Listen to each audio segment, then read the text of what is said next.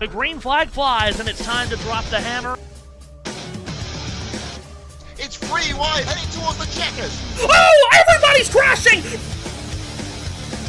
Side by side for the win! He muscles him up and out of the groove!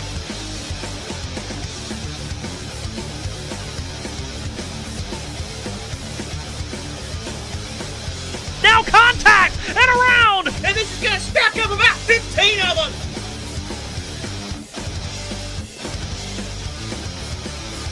It's 3 wide for 3 rows! Kyle Larson has pulled off grand larceny! Unbelievable!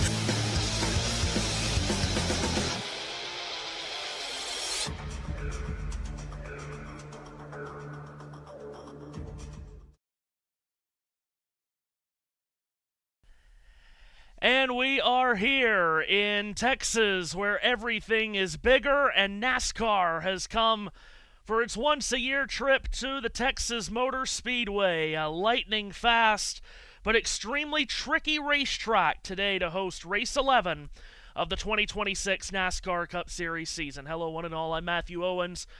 Our Ultimate Sports Racing team welcomes you to Texas. Thanks for having us in for the race.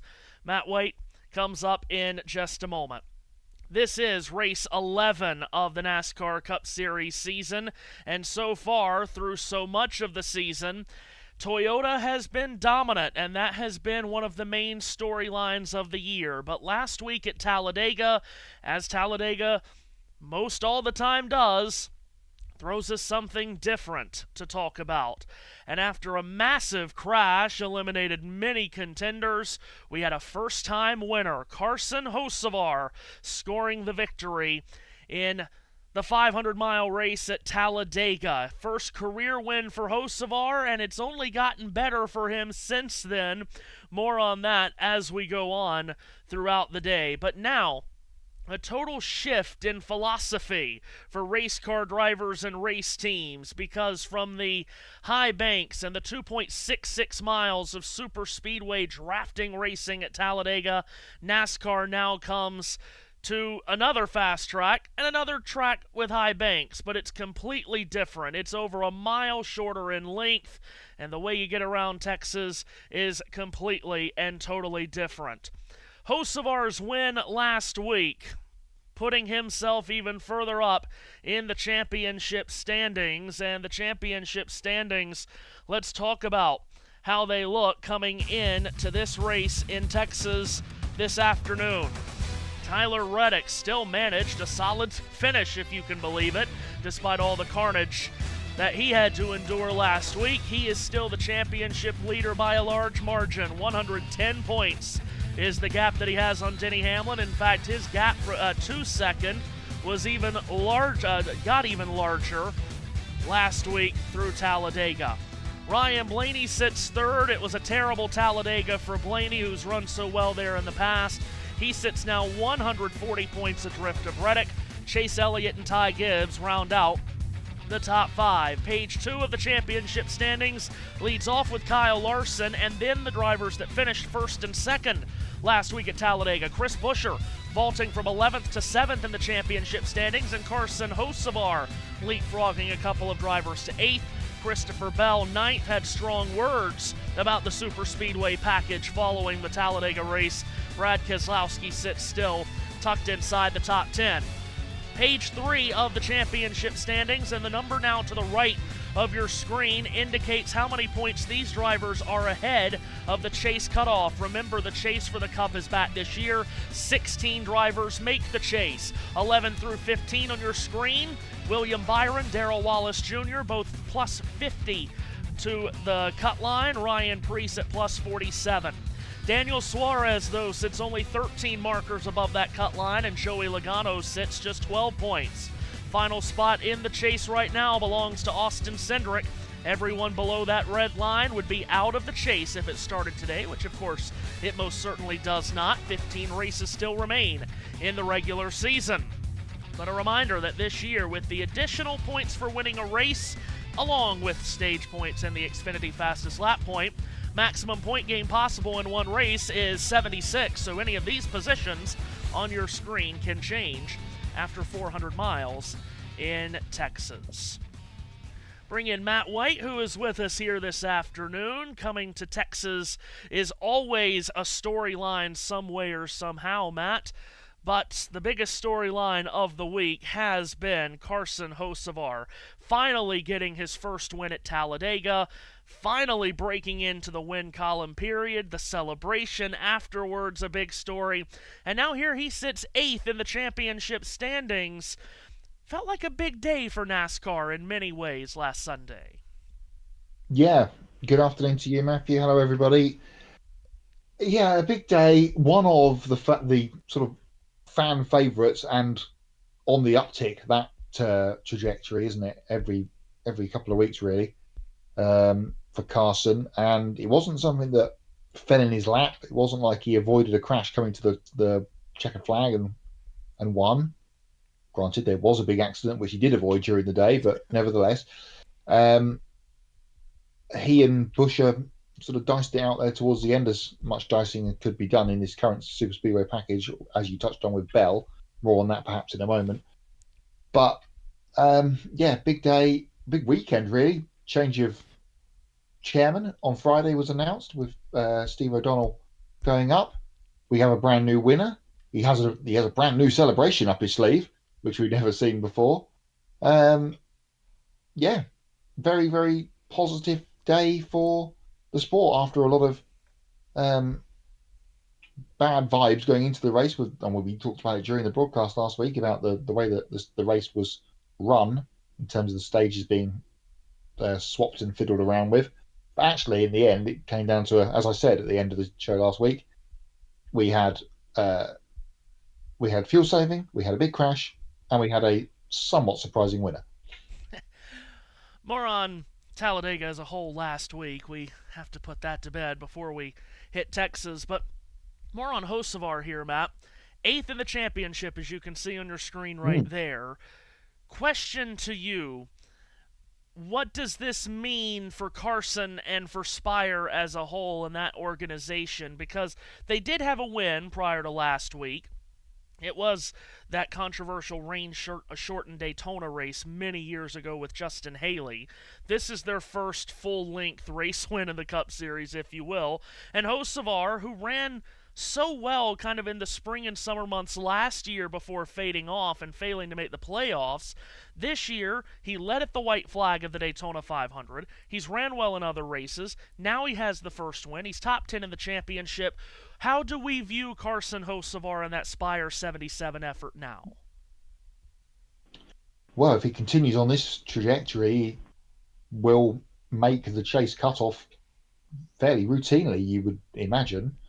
But they need to get over the hump of what they had going for them at the end of, as you say, the end of the summer stretch last year, which they fell out. Now, this time he's got a win, but wins don't mean as much, perhaps, in this conversation, as they did last year with the winning in going away. So he just needs to keep doing what he's doing, and he's been doing much more of that already this weekend.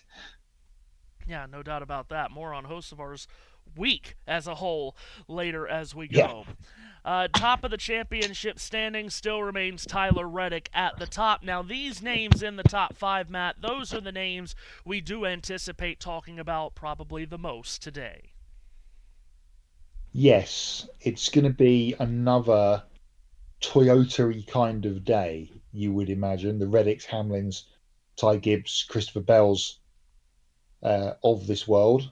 Bubba Wallace as well, perhaps. So good points padding days, perhaps, for some of these guys to get themselves well clear of any cut-off drama, should it come to that later in the season. Of course, we go to a road course next week, so there'll be some different points and championship conversations going on for some of these guys. I know we obviously saw Reddick win at COTA earlier in the season on a road course. So, yeah, it's going to be interesting to see what happens. A couple of them need a little bit of a bounce. Ryan Blaney, for one, certainly needs a bounce after, as you mentioned before, a pretty poor, at best, Talladega run last Sunday. So let's put a bow on Talladega, shall we here, Matt? Because It was so much conversation on the build up to Talladega, and not even just the week, multiple weeks before Talladega, changing the stage lengths to try to get the fuel saving out of the end of the race. And what we really got last week was we didn't see the 3 and 4 wide fuel saving racing. Instead, we got single file and multiple different packs of fuel saving racing in a first stage that felt like it lasted longer than War and Peace. Then we got actual racing in the second stage, but that only lasted for a few laps because then we decided to wad up about 30 cars to take out multiple contenders. Then with about half the field left or so with competitive cars, it turned into, once again, the 2 straight lines of traffic basically for the final 80 laps of the race or so. And we got to the end of the race, and drivers complained about not being able to make moves. Fans complained about not being able for drivers to make moves. And then we got to the last lap. Everyone stayed where they were until there was about 1,000 feet left. Some guys crashed. Carson Hocevar won. And then because we got a likable winner and a cool celebration that everyone will remember, that was most of the conversation during the week instead of the racing. Now, I think a lot of us, certainly I, can say thank God we put super speedway racing in dry dock for a while. We won't have another Daytona Talladega race until August. Next quote-unquote super speedway race is Atlanta, but that's nothing like Daytona and Talladega, as we've learned. We only have 2 more Daytona Talladega races to survive as a collective society on the season, and then we're going to do things during next off-season to try to figure some things out with this car in super speedways, like perhaps moving the Clash back to Daytona and a bringing back of January testing and so forth and so on. Other than just being glad we don't have to talk about this for about 4 months, where are you after Talladega last week? Yeah, it ran, relatively speaking, as I expected that race to run. Not a lot going on in that first stage, positioning kind of little groups and packs trying to run their own races. We saw that sort of Denny Hamlin, Austin Dillon group trying to splinter their way away from the front and run hard to make the others go hard who were saving fuel behind them. It didn't quite work out there in their favour because some of those guys got to the end of that first stage, only 2 stopping from memory, whereas that Hamlin group had to make 3 stops. Then we had the big crash. It takes out all, if not most, of the good cars, and you're left with sort of, I'm doing the air quotes, you can't see me, but the scraps in the second half of the race. But those 2 stages, if you take out the big crash, the second stage and first stage were kind of normal for the last few years on these racetracks. There was actual racing going on because we didn't have to worry about fuel.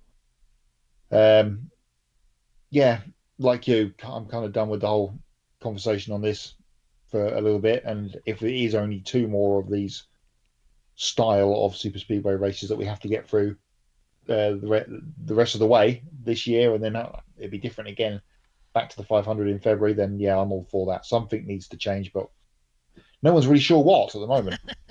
Yeah, exactly right. So, from Talladega, we transition to Texas. Unique racetrack, Matt, 1.5 miles. If you look at it aerially, it looks just like Charlotte. It looks just like Atlanta. It's not even close to running like any of those 2 tracks because when they resurfaced the track, 5 or 6 years ago, turns 1 and 2 is totally different than turns 3 and 4. It's kind of like a non-triangular version of Pocono, isn't it? Turns 1 and 2 is wider, but not as much banking. Turns 3 and 4 is narrower, but more banking. I mean, Texas has become a tricky track.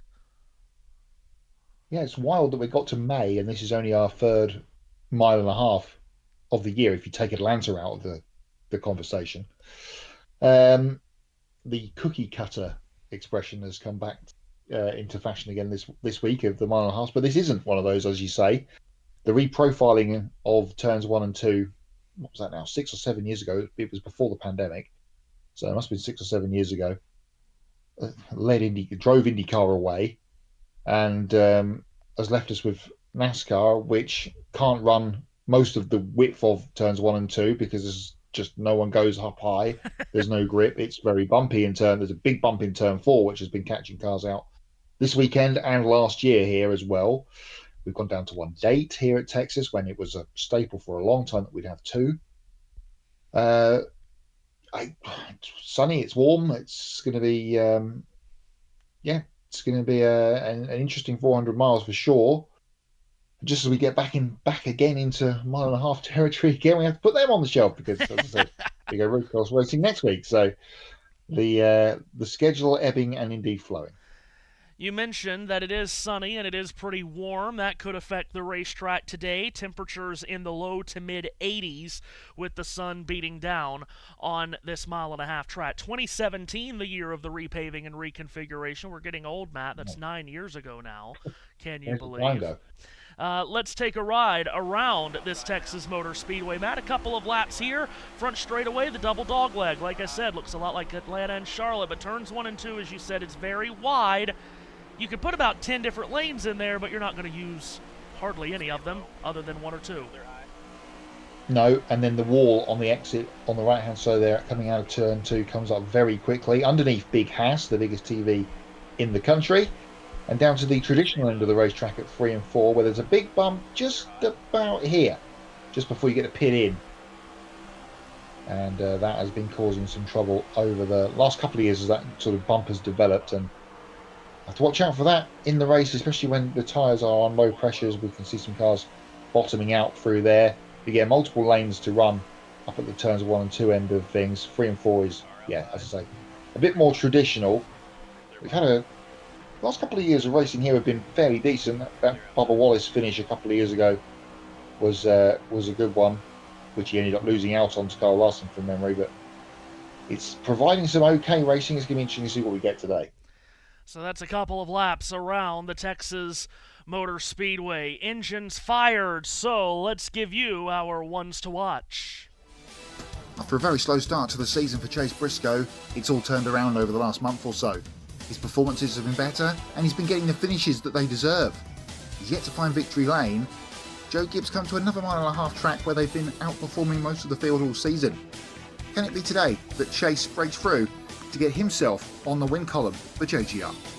Last week at Talladega, everyone focused on Carson Hocevar scoring his first career win, but it was so close for Chris Buescher to breaking a winless drought of over 50 races. Still, a second-place finish got him from 11th to 7th in the championship standings, but now he comes to a racetrack in Texas, which at one time used to be the House of Roush, but Roush has not performed well here in the last few years, and for Buescher, in the next-gen era, an average finish at Texas of only 19th.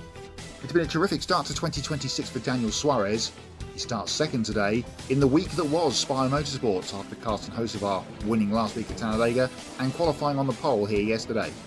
He has 2 top 10 finishes so far this season, and he comes to what might be a surprise to some people, one of his best tracks. He has the second best average finish in the next-gen era at Texas Motor Speedway. He starts up front. Could it be a great week continuing for the Spire Motorsports team? Spire Motorsports has indeed had a big week. Hocevar winning the race at Talladega, then the truck race here in Texas on Friday night, then the pole here yesterday with a teammate Daniel Suarez on the front row with him. What about Michael McDowell though? He nearly won this race a year ago, leading in the final laps before having it wrestled away from Joey Logano. He's been very consistent here in the next-gen era with a lot of stage points and a good amount of laps led. So if this is the week of Spire, perhaps it's Michael McDowell who will punctuate the end of a great week for the organization. Those are our ones to watch today. Now let's take a look at the starting grid for the Wurth 400 here at the Texas Motor Speedway. As you can see, Spire cars locking out the front row. Carson Hocevar and Daniel Suarez on the front row. Chris Buescher, the driver from Texas, lines up in row 2 with Denny Hamlin. Chase Briscoe, one of our ones to watch, flanked by Kyle Busch in row 3. Christopher Bell and Tyler Reddick put their 2 Toyotas on row 4. Hendrick car Alex Bowman in row 5 with Ty Gibbs. And a brace of Chevrolets make up the 6th row. Kyle Larson, a former Texas winner, and Connor Zilich with his best qualifying run so far. Austin Cindric and Chase Elliott make up the 7th row. William Byron really needs to pick things up He's in row 8 with another driver that needs a good result in Ross Chastain. Corey Heim back amongst us in the Cup Series. He's with his teammate Riley Herbst with a couple of 2311 cars making up row 9. Ones to watch, Michael McDowell nearly won this race last year. He's with Ryan Preece from Connecticut in row 10. Eric Jones and Mississippi's Ricky Stenhouse Jr. in row 11. Poor qualifying runs for a lot of Penske guys. Joey Logano and Josh Berry locked in row 12. Brad Keselowski and A.J. Allmendinger deep in the field. Cole Custer in the Andes colors this week in row 14 with Noah Gragson. Cody Ware and Shane Van Gisbergen in the 29th and 30th starting positions. Ryan Blaney starts all the way back in 31st position in row 16 with Todd Gilliland. John Hunter Nemechek and Zane Smith in row 17. Ty Dillon with Chad Fincham, a lap leader at Talladega last week, makes up row 18. The final row, two drivers unable to make qualifying laps yesterday. Darrell Wallace Jr. after crashing in practice, and Austin Dillon. That's the starting grid here in Texas for what will be a 267-lap, 400-mile race. Just a smidge over 640 kilometers. Stage lengths, we didn't have to change them for fuel saving this week, thank God. 80, 85, and 102 are the stage lengths this afternoon. Green and white checkered flags on laps 80 and 165. Greg Biffle set the race record, the late great Greg Biffle, of course, back in 2012 at 160.5 miles an hour. Now, before we go to the whiteboard, let's tell you about that fourth bullet point. Texas has become treacherous and chaotic of late, Matt. Last year there were 11 pit road penalties in this race alone. In one race, 11. And in the next-gen era here, an average of nearly 14 cautions a race. This racetrack is treacherous and tricky. That leads us to the whiteboard. Oh, that's not the right whiteboard. Thank you very much. No! Talladega. We were trying to move away from Talladega, don't you know? Anyway, while you're doing that on screen, yes, tricky and treacherous Texas, especially in turn 4. As we talked about earlier when we were doing the racetrack guide. So, yeah.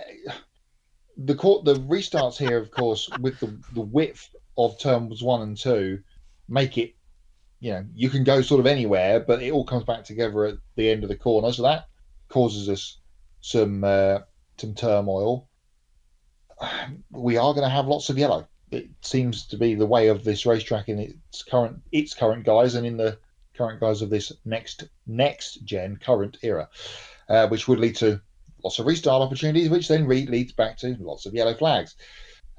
Strategies might be all over the place today, but you've got to have different plans depending on what we get. Are we going to have a green period of racing, or is it going to be yellow after yellow after yellow? As we touched on earlier, UV is up, temperature is fairly up. So what's that going to do to tyres throughout the day? Crew chiefs will have their wits about them to cover all that off as we get through the day, including one new crew chief on the box this week. Well, not new, but returning crew chief who's got his driver up inside the top 10, which is a welcome relief for some. Yeah, Andy Street back on top of the war wagon for Kyle Busch. He was Busch's crew chief for 5 races last year. They bring Jim Pullman over from JRM this year, and now he's no longer there after just 10 races. What a mess it has been at RCR. Yeah, you look at that whiteboard, yeah, we do anticipate a lot of yellow and a lot of treachery, but that bottom bullet point, very important, Matt, that we have not had a lot of yellow this season in the Cup Series. So if we don't today, if everyone's expecting a lot of yellow, but we don't get a lot of yellow, oh boy. What do the crew chiefs do then? Yeah, indeed. Might be a surprise to us, them, and everybody in attendance as well. So we'll have to wait and see how that all plays out. We are doubled up, it looks like, ready to go racing here for the Wurth 400 at Texas Motor Speedway. Get your comments in. We'll get to them when we can in the comments section. Watching us live on YouTube, we welcome your company, and I'm going to have to stop because we're not going green this time. It looked like we were, but the pace car has continued. So get your comments in. We will get to them if and when we can throughout the day, as we always try to do. And the number is already high, so thank you for joining us this afternoon, this evening, this morning, wherever you are around the big planet Earth for this race here at Texas Motor Speedway. Yeah, we are excited for this one. Spire Motorsports front row lockout, Matt. Who could have believed it? And for Carson Hocevar, a first Cup win at Talladega, then he comes to Texas on Friday night and wins the truck race, then he comes back Saturday and wins the pole. Surely he can't take another checkered flag, huh? Yeah, he take it straight to Chili's, you would imagine, like he did with the trophy last Sunday night once he got back to North Carolina. It's been a week, hasn't it, for young Carson, and he's hoping to continue that today. The leaderboard looks like the end of the race last week with Hocevar and Buescher at the top of it, but they are first and third on the grid for the race today. And of course, Buescher will want to continue this strong run that he's got going for himself in his home state, as you mentioned earlier on, the Texas native. The field is strung out on the back straightaway, getting ready to go here in bright sunny conditions, 81 Fahrenheit, the air temp 27 Celsius, sorry, if you're of that persuasion like myself. So it's a warm one in the south here, just outside Fort Worth, for the Wurth 400. And to bring him to the green flag, someone from Matthew Owens' part of the world. Well, here comes the field off of turn number 4 with NBA Rookie of the Year Cooper Flagg driving the pace car, going. and we're going to go one more lap, apparently. Sure, why not? That's fine. Yeah, Cooper Flagg. We'll build this up for a third time to get him going. Yeah, sure, why not? Yeah, Cooper Flagg driving the pace car, NBA Rookie of the Year with the Dallas Mavericks, having just a special season driving the Chevrolet Corvette pace car. Of course, it was They've unveiled. managed to fold him into it somehow. Yeah, at 6'9". Of course, it was announced earlier this week, unveiled earlier this week, the Chevrolet Corvette that will... What is Denny Hamlin doing? It's a replay. Okay. From just before, perhaps. Moving up alongside the pace car. That's...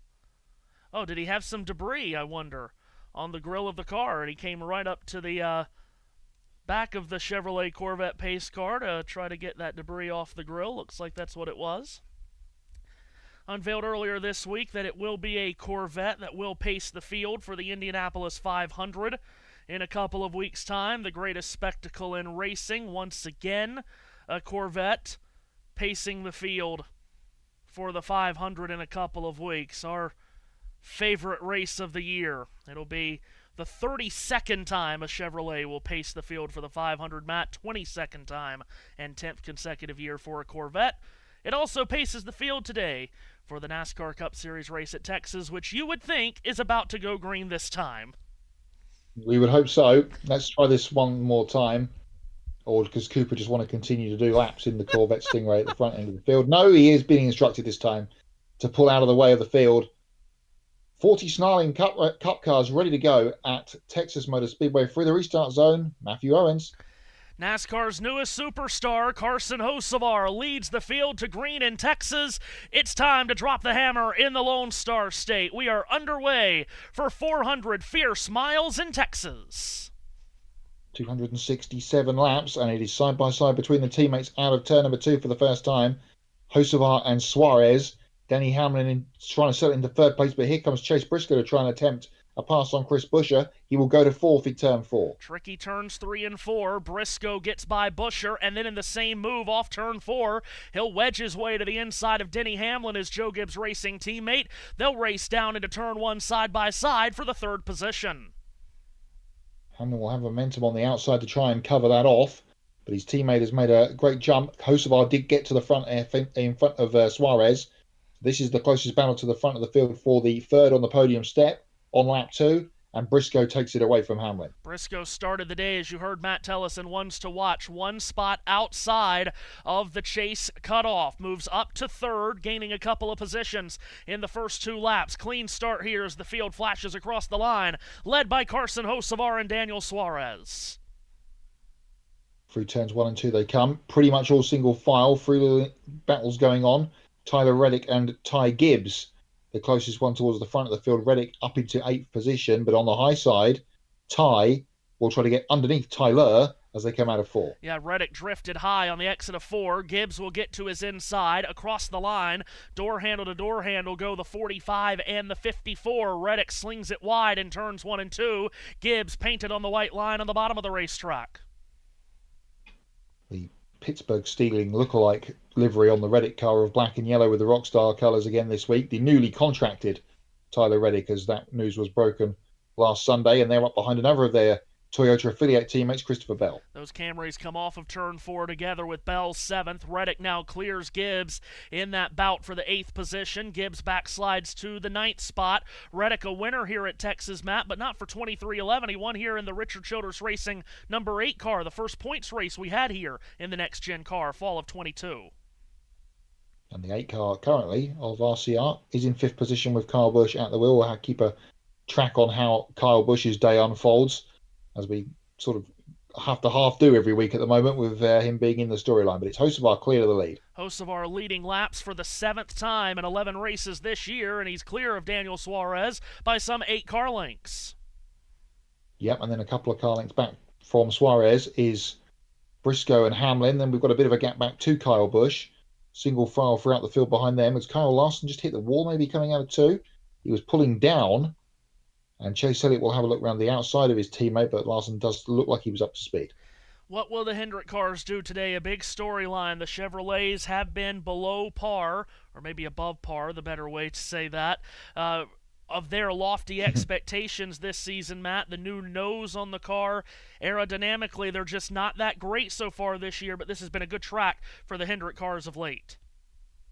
Yeah, and Alex Bowman is their top running one off the start here early in 10th position. Larson and Elliott 12th and 13th. Byron 16th. As you can see on the screen, Elliott's just got around Kyle Larson on this lap, though, to go up in the 12th position. Yeah, so Elliott slipping by Larson. Both Elliott and Larson do have next-gen era wins here at the Texas Motor Speedway. Joey Logano further back in traffic. New look for him this week, Matt. We're not used to the white, red, and black of Discount Tire on the 22, but off turn 2, he's trying to make a move wide on Corey Heim.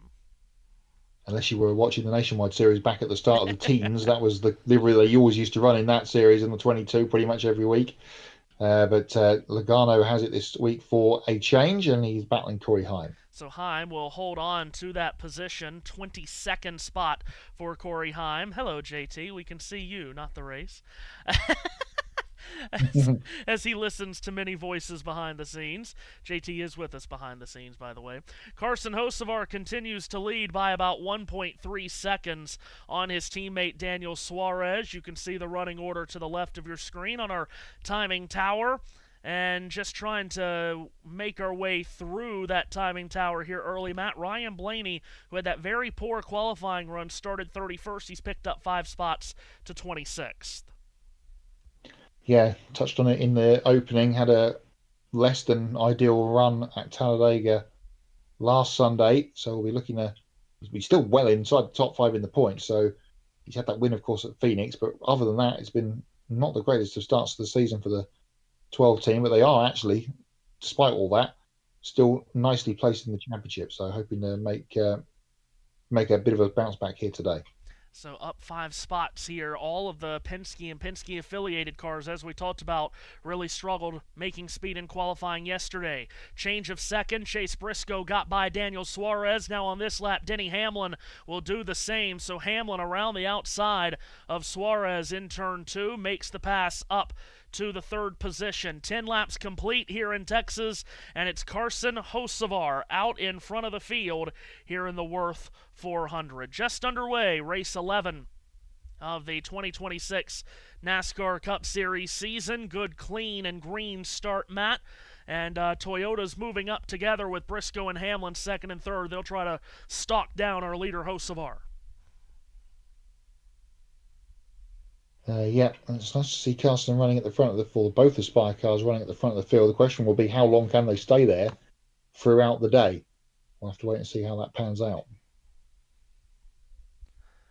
Sending many messages in the background here. Kyle Busch trying to make up a spot, Matt, on Daniel Suarez. This is in turn 2, and Busch Car 8 will make his way past Car 7. So Busch, who had that good qualifying run, Matt, and he has done nothing but move up here on the start. He will clear Suarez, so that's Busch up to 4th. And maybe having a familiar voice in his ear will help Kyle this weekend. They brought some speed here. Yeah, I mean, the end of last season for that duo wasn't that bad after the news that Randall Burnett had left the team towards the end of the year. And it was going okay, but they obviously made the secondary change in the off-season with Andy Street coming, with Andy Street moving out of the box, and now he's back in again. So interesting ups and downs of the 8-teamers where they try to muddle their way through the mess that has become the beginning of this season. So Hocevar, Briscoe, Hamlin, Busch, and Suarez, the top 5. They're starting to stack up here from about 5th on back. Matt, you enjoying the race right now? Yeah, love to be able to call it properly. This is proper radio broadcasting now, even without a timing screen. Denny Hamlin trying to run down Chase Briscoe at 2nd. Meanwhile, at 5th position, Daniel Suarez starting to drop anchor just a bit. Chris Buescher will squeeze his way to the inside of Suarez in turn 1, and Buescher makes the pass up to the 5th position. The native Texan, Chris Buescher from Prosper, moving up to 5th, and it's been a negative start here for Suarez. Matt, he held on to 2nd for about 6 or 7 laps, but ever since he lost 2nd, he's dropped now to 6th. Yeah, the 2 top qualifying Chevrolets of the day in Hocevar and of Suarez. But Daniel, one of our ones to watch this afternoon, beginning to backslide slightly. Here's Ty Gibbs now up with Suarez, the new young man at JGR. Of course, Suarez was that man a long time ago. Gibbs getting the pass done. And that is a positional change for Ty. So Gibbs moves up to 7th. Suarez losing spots to both Gibbs and Christopher Bell that lap. So Suarez really struggling. Obviously, Matt, there's really good top-end speed on that 7 car for certainly 1 lap like we've seen in qualifying, maybe even 5 laps, but after that, not so much. Yeah, and maybe not. And maybe his teammates beginning to have a pace deficit go away because Chase Briscoe and Denny Hamlin have caught the back of the leader. And here they come off turn 4. Chad Fincham, it's funny how this sport works. Led laps early last week in Talladega. Early this week, he has to yield to the leaders who go around his outside in turn 1. The top 3 are nose to tail as they exit 2. I feel like it was about this sort of distance into the race as well last week, about lap 20-ish, that Chad was at the front of the field, but he's lapped down now as this leading trio trying to get around 3 and 4. Hocevar was very, very loose in the middle of the corner. It checked up Chase Briscoe, and here comes Denny Hamlin to go to 2nd. So Hamlin will take advantage of Briscoe having to step out of the throttle. Hamlin gets around his teammate, moves up into 2nd. Now the blue 11 will take aim at the blue 77. Now maybe not the time for a replay of it, but here we go on the backstretch. Meanwhile, lead change. Denny Hamlin continues the momentum. We'll talk about what's happening in the live shot. Hamlin goes through into turn 3 to take the lead away from Carson Hocevar. So the lap leader category padding for Denny Hamlin. He's led the most laps this season, and he's going to add to it here. So Hamlin comes around. He will lead 3 times a Texas winner, Matt. That is his 331st all-time lap led at Texas. That's not really as much as you may think it would be for a driver that's won here 3 times. And here comes Chase Briscoe to try and follow his teammate, and does so at the turn 3 end of the racetrack. He goes to 2nd position. So Spire's good qualifying beginning to unravel slightly here. Briscoe up to 2nd. So Gibbs cars to the front of the field. Spire cars starting to backslide. Hamlin to the lead. Briscoe 2nd. Now Hocevar has to look out the rearview mirror, and who does he see fast approaching, Matt? None other than Kyle Busch. Absolutely love at some point, if this stayed the way it's trending, for Kyle Busch to get up there and give Denny Hamlin a run for the lead of the race. After the little contretemps exchange of words in the media over the last couple of weeks, the 4-time Texas winner is on the march here in 4th place. And he's won here, of course, loads of time when you combine the 3 NASCAR National Touring Series. But Busch up to 4th and motoring up just to within 4 car lengths of Carson Hocevar now. Yeah, coming out of turn number 2. Chris Buescher not too far behind as well in 5th position, actually catching Busch at this moment in time. So these guys are all going to come together into turn number 3. Buescher looking underneath Busch. Off of turn 4, Busch gave Buescher room on the bottom, but Busch will stay ahead of that Ford of Chris Buescher. This is 3rd, 4th, and 5th. Hocevar, Busch, and Buescher, and a fast-closing Christopher Bell at 6th. Yeah, exactly right. So Hamlin is clear by 2nd. It's Briscoe on his own in 2nd position, and then this group that is migrating themselves together here, the back end of the top 5. Hocevar continues to lead this little package, and he's keeping that car well and truly on the white line through 3 and 4. Leader across the line. You mentioned Busch being a 4-time winner at Texas. No one in this field today has won more at the Texas Motor Speedway. And in fact, Matt, his win here in the fall of 2020 was the last time a Toyota went to victory lane in a Cup race at Texas. Toyota hasn't won here in the next-gen era, and Chevrolet, in fact, has won 4 of the last 5. Speaking of a Toyota, Darrell Wallace Jr. had that practice crash yesterday, Matt, so he couldn't put a qualifying time in. Started on the last row of the grid. He's up to 27th. Yeah, 3 top 10s here at Texas in the last few years, so one of his better tracks, or favourite tracks perhaps, and he's making good use of some car speed now that he's got it going and get some laps under his belt. Bit of a gaggle going on here a little bit further forward, including Ryan Blaney, but forget that. Let's go back to this battle further up, because Christopher Bell has now latched onto the back of Chris Buescher. And you mentioned Ryan Blaney, you would be stunned to know that Blaney seems to have a good long-run car here. He started back in the 31st position, Matt, in 25 laps. He's picked up a dozen spots to 19th.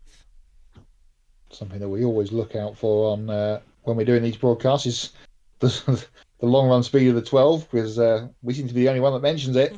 And he's doing that again here this afternoon in this early portion of the race. Battle here for 6th position. Bell had got to the back of Buescher, but now he's under pressure from his young teammate Ty Gibbs. So leaders coming off of turn 4, flashing back across the line. Good to see a clean and green start here. We talked about all the cautions that we've had at this racetrack in the next-gen era. So far, so good, albeit not yet 30 laps complete. Yeah, indeed so. So plenty of time for that to unravel, perhaps, let's say. As we talked about, restarts could be a bit of a problem, but we got clear of the first one. Here's a nice sight, isn't it? Well, not so nice for Daniel Suarez, because he's now all the way back to 15th. But Connor Zilic has had a real troublesome start to his Cup Series career. Good qualifying yesterday, the bright orange number 88, and here he is now troubling the man that started on the front row. Yeah, has lost a couple of spots off the start. Zilic started 12th, run 16th, but just good to see him, as you say, in the top half of the field. Joey Logano, defending winner of this race, Matt, and he has not won since winning this race a year ago, trying to make a move on Ricky Stenhouse Jr. Yeah, those guys will battle it out towards turn 3, and Logano trying to get underneath the 47, and they'll be side by side off of the corner as well. Stenhouse holding on to that spot. New blue and yellow look for Ricky Stenhouse Jr. and the Hayek Motorsports team here this afternoon. We mentioned Logano not having won since winning this race a year ago. Hopefully, he's hoping, they're all hoping at Team Penske, that maybe they can get back on track here at a track where they did run extremely well out a year ago. They finished 1-2 in this race last year with Logano and Ryan Blaney. We were talking about Connor Zilic, that 12th starting spot, Matt. Not only was it his best qualifying run he's had all year, it's the first time he's even started in the top 15. Only the second time he started inside the top 20. It has been a struggle on Saturdays for Trackhouse. Where have I heard that before? And because they're starting so deep in the field and they're not bringing raw speed to the racetrack, they're also struggling on Sundays. Maybe a change in that trend here today. We were talking about Joey Logano. He could not get around Ricky Stenhouse Jr. at 22nd. Now Stenhouse has put his attention on the red and white, number 35 of Riley Herbst in front of him. Going to turn 1, this is a battle for the 21st position. In fact, this is 20th on back. Chastain, Herbst, Stenhouse, and Logano. Yeah, all very close together, and Ricky had to get out of the throttle there in turn 2, and that let Logano get back to the inside of the 47, heading towards corner number 3, and has a nose down the inside, but will cut away from that to see what's happening a little bit further forward in the field. This is the Busher battle, which continues for 4th place, just behind Carson Hocevar. Denny Hamlin's lead now 1.3 seconds, as you can see on screen, from his teammate Chase Briscoe. But nice fight going on there at the back end of the top 5. Yeah, Busher finishing second last week, just narrowly missing that first win, his winless first win in a while. That winless drought now at 54 races for Chris Busher. And Kyle Busch, a 10th place finish, his first top 10 of the entire year. Oh. Just shy of halfway in stage 1, Matt, and pit stops begin. Christopher Bell brings the black, red, and white number 20 Toyota Camry to the attention of his Joe Gibbs Racing crew. 4 tires and Sunoco Racing fuel loaded on to the 20, and this will open up the window for green flag pit stops, with Bell pitting at lap 34, and now on lap 35, Chase Briscoe is in at the turn 4 end of pit road.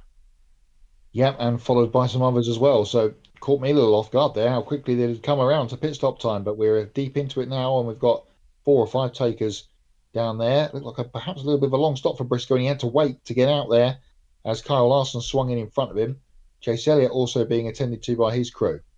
And you can see on your screen now as we bring the full field rundown up for you on screen. I do that to show you the drop-off in time. So in this 35-lap run, Matt, the tire fall-off for our race leader, Denny Hamlin, has been about 1 second. His best lap on lap 3 was a 29.2. His last lap was a 30.2. So the tire fall-off at about a second through the first 35 laps. And we have more cars on pit road. Daniel Suarez, Ross Chastain, Corey Heim, Shane Van Gisbergen, and now the leader, Denny Hamlin, peels off the banking of turn 4. He'll come to the attention of his pit crew, and we'll watch as Briscoe, who was running in second, pitted about 2 laps before Hamlin did. So we'll watch what the blend looks like as Hamlin pulls left into his pit box. Right side tires on this blue and white progressive Toyota. First can of Sunoco fuel going in. He disengages and will only go with 1 can of fuel. 4 tires on the 11, and away goes Hamlin, who will now exit pit road. We watch Chase Briscoe, the camouflage in bright orange 19, crosses the line. Will those 2 laps on fresh tires help Briscoe snatch the lead away from his teammate Matt? We'll watch the blend coming off turn 2. Bit of a stutter away from his pit box for Denny Hamlin, but he got up to speed eventually. But the running slightly longer, the undercut has worked for Chase Briscoe, because he now goes into what will be the virtual race lead once this cycle of stops runs through. And as you can see on your screen, we're still waiting for 11 cars to hit pit road. Carson Hocevar, the pole sitter, has stayed out, along with Ty Gibbs, Josh Berry, Ricky Stenhouse Jr., shock horror, Todd Gilliland, Brad Keselowski, Tyler Reddick, Austin Dillon, Cole Custer, and John Hunter Nemechek, as some of those cars hit pit road this lap. So waiting on those 11 to complete the cycle of pit stops. Again, 80-lap first stage. Maybe the status quo would have been to pit at lap 40, Matt, but a number of drivers inside the top 10, in fact, most of the drivers inside the top 10, deciding to pit well before that 40-lap mark, as now Ty Gibbs is on pit road right on lap 40. As we had to document through, we had extended pace laps before the race started as well, so that would have added to a little bit of fuel time. 54 is in, as you say. Right side tyres done. They'll swing around to the left. Fuel can goes out and then goes back in again, and now comes out. Fuel is done. Tyres are done. 54 down and away. Carson Hocevar stays on the racetrack yet again. So running long with this 77 on the first run for the pole-sitting car. Yeah, absolutely. Plastic bag blowing around on the up by the fence there in turn 2. Hopefully that stays up there. But Briscoe about to get his lap back from Hocevar as they come through for Carson pit this time. Yes, he will. So Hocevar stands on the brakes, gets off the racetrack, and onto pit road comes the pole sitter. Blue and white Spectrum colors on the 77 of Hocevar, who will creep his way all the way down the length of pit road as the pole sitter. He gets that number 1 pit stall. And we will cover the Hocevar stop. It'll hand the lead over to Josh Berry from Hendersonville, Tennessee for the Wood Brothers. As Hocevar in his box, right side tires are on with no mistake. To the left sides they go. Just the 1 can of Sunoco Racing fuel. They only have to go 38 laps on this run anyway. And away goes Hocevar. He'll probably feel the heat of staying out that much longer there, Matt, and will probably come back onto the track outside the top 10, but he'll have fresher tires than the guys ahead of him. Josh Berry, who, as we mentioned, had assumed the lead, he comes to pit road, the race sponsor of Wurth, on the hood and quarter panels of the 21 here this weekend. And now the lead turns over to Brad Keselowski, who is yet to stop. We're only waiting on he and Cole Custer to come to pit road now. So yeah, watch out for Hocevar at the back end of this stage, because he'll have fresher tyres than everyone pretty much around him once this all cycles through, as will Keselowski, but he was a little bit further down the field, so we shouldn't have to worry too much about Brad. Chase Briscoe up behind Austin Dillon in turn number 3 to put him a lap down, as Brad Keselowski now does relinquish the lead and come to pit lane in the number 6. So Chase Briscoe takes over the lead. He has not led many laps this year at all. Only 65 laps led for Briscoe, well down the order in lap leaders this year, as his Bass Pro Shops Toyota will put a lap on the Bass Pro Shops Chevrolet of Austin Dillon. Dillon, of course, a past Texas winner here, Matt, in the Cup Series. Remember, he won the COVID race here in 2020. He and then teammate Tyler Reddick had a 1-2 for RCR that day.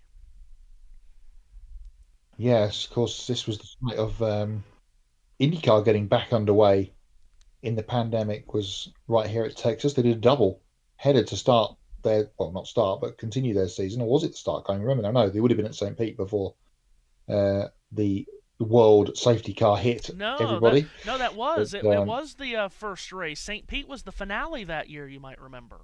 That's right. It was. You're quite right, and as well. So, yeah, IndyCar back in action, of course, next Saturday, or this coming Saturday, 6 days' time, as the month of May really kicks into gear with the Indy Grand Prix next Saturday, and then our full build-up to the Indianapolis 500 will begin. So Chase Briscoe has assumed the lead, but he's got 2 teammates closing in on him quickly here as the leaders race to turn 4. In fact, Christopher Bell slips his way to the inside of Denny Hamlin. Bell moves up to second, and now here he is right behind Briscoe. 3 JGR Toyotas, first, second, and third on the track, flash their way back to turn 1 as Christopher Bell goes to the inside. He's looking for the lead. He's going to get it too, coming out of 2.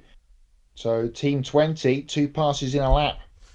And that could be important for 2 prediction games that I've got going on today. But it's Christopher Bell to the head of the field on lap number 47. So Bell to the lead. He has not had a great start to the season. Remember, he had a great start to 2025 last year, Matt, by winning 3 races in a row, races 2, 3, and 4 of the season.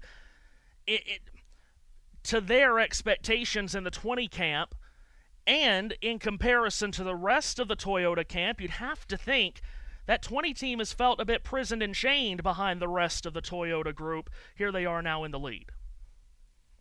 Yeah, he's been the other guy, hasn't he, really, so far this season. Of course, Hamlin has won a couple and has, of course, run up front a lot of the time. Chase Briscoe's story of his season has been well documented after its slow start, but now he's got the wheels rolling. And Ty Gibbs, of course, got his first career win 3 weeks or so ago at Bristol. So we haven't really talked too much about Christopher Bell, but here he is pulling away already at the front of the field, and now 6 tenths clear as we get to hit the stripe to start lap 50 of the day. Well, we told you at the top, it very well could be another Toyota-dominated day. We talked about the Chevrolets still struggling to figure out the aerodynamics of the new nose of the Camaro this year, Matt. The Fords, for a good amount of time now, just haven't really had great speed on these kinds of tracks. You know, after I just told you Penske finished 1-2 here last year. So we did anticipate Toyotas to be at the front, and they most certainly are. First, second, and third, and half of the top 10 when you include Ty Gibbs in 7th and Tyler Reddick in 10th. Austin Dillon still right in front of the leaders here, trying his best to stay on the tail end of the lead lap of these 3 Gibbs cars at the front. Kyle Busch still 4th. Carson Hocevar, after his long run on the first stint, has come out in 6th position as the leaders pound their way back down the back straightaway again. Bell's got a couple of car lengths over his 2 teammates who are very close together behind him. Getting to a replay to see what happened. This was the move of Briscoe was ahead of Austin Dillon at this point, but it was Austin trying to get back in front of the leader, which threw him sort of off a little bit. It gave Denny Hamlin a bit of a run. It was Austin Dillon getting back on the lead lap, which actually helped Christopher Bell in all of this. Yeah, it absolutely did, but we talked about Bell was starting to pull away, but all of a sudden, Chase Briscoe has cast the rod out and starting to reel Bell back in.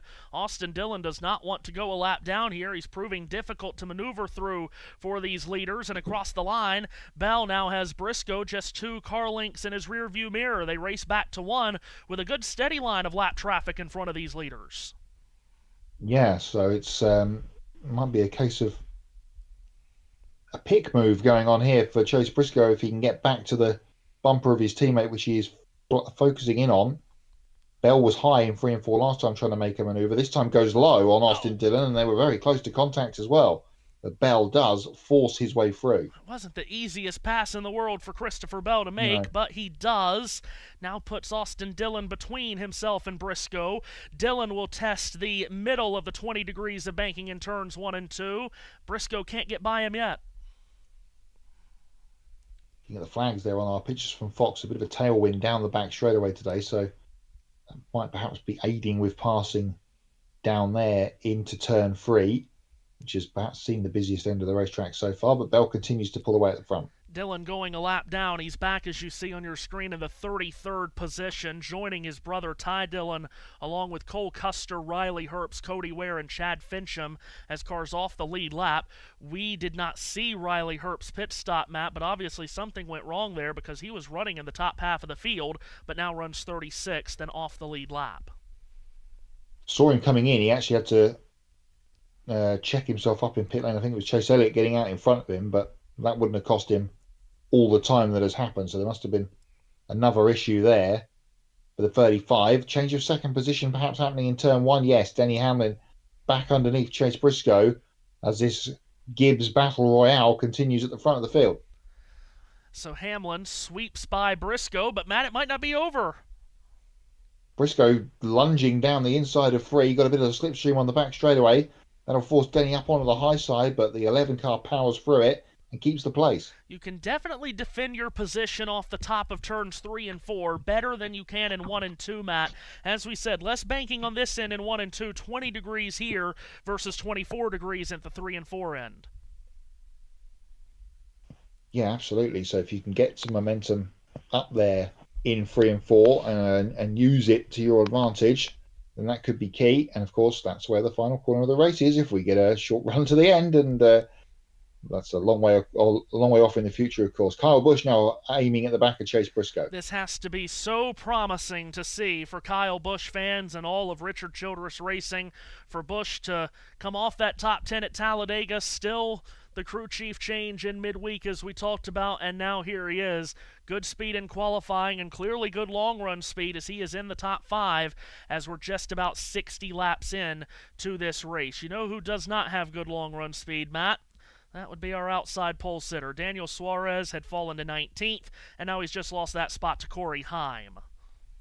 Yeah, indeed so. So Suarez going backwards. Also good news for Kyle Busch fans in some sort of ways that Austin Dillon's a lap down and Kyle Busch is in 4th. Yes. So they kind of run sort of together-ish, but Kyle putting that one to bed today. Biggest mover since the start of the race. We touched on it before. Ryan Blaney now up in a 13th place. So he has gotten to the inverse number of his starting spot from 31st to 13th for Blaney, who may just be in position to get some stage points, is he? Well, he's about 5 seconds behind the 10th place car of Tyler Reddick, so might still be an uphill climb to get a stage point or two, but Blaney has certainly, to use a football term, and I know we don't like using stick and ball terminology in racing, but he has flipped the field position here in this first stage, hasn't he, Matt, by picking up those 18 spots? Yeah, indeed so. So poor qualifying car for the 12, it seems, but as per the norm, the race car is coming forward. Meanwhile, coming forward, Denny Hamlin right now to the back of our leader, Christopher Bell, who's continuing to struggle in traffic. SVG up in front of him. We'll talk more about Shane next week, you can be sure, at Watkins Glen, but here he is, trying to stay on the lead lap here and forcing Bell to the high side in 3 and 4 with Hamlin right behind him. Yeah, has not been a good stretch of races for Shane Van Gisbergen. 34th, 36th, then 20th in the last 3 races at Bristol, Kansas, and Talladega. He'll go a lap down here in turn 1 as Christopher Bell gets to his left elbow and passed. Pack of 4 cars is now in front of Bell after that pass has been completed to get around, and it's Brad Keselowski, I believe, next up. So SVG defending from Denny Hamlin down to turn 3. Didn't want Hamlin diving underneath him there. And that might bring Chase Briscoe back to the bumper of the 11. Well, and the way the aerodynamics work, when you get shut off by a car in front of you while you're trying to make a pass in 3 and 4, Matt, it feels like the lifts on that end of the speedway just has such great side effects to it. When you have to bail out of the throttle in 3 and 4, the guy behind you just chomps car lengths away at you. Yeah, and we've seen that a few times already today, and Hamlin now has got past SVG at the turn 1-2 end of things, so that's going to be interesting to follow all day. Here's another battle to follow all day, 4th and 5th. Chris Buescher to the inside of Kyle Busch, cars 8 and 17. Door to door as they cross the line. 4th position battle here. Busch sticks it in to turn 1 around the outside. Buescher will try to make the bottom work. Busch will have the momentum off the top and will keep the position for the moment, but Buescher still has a nose down the inside as they head back to turn number 3, looking to take that place away, and Kyle had to get out of the throttle slightly on the higher line, and Buescher will sweep through. So Buescher, the driver from Texas, goes to the lead in Texas. Meanwhile, his teammate and car owner Brad Keselowski at risk of going a lap down in turn 2.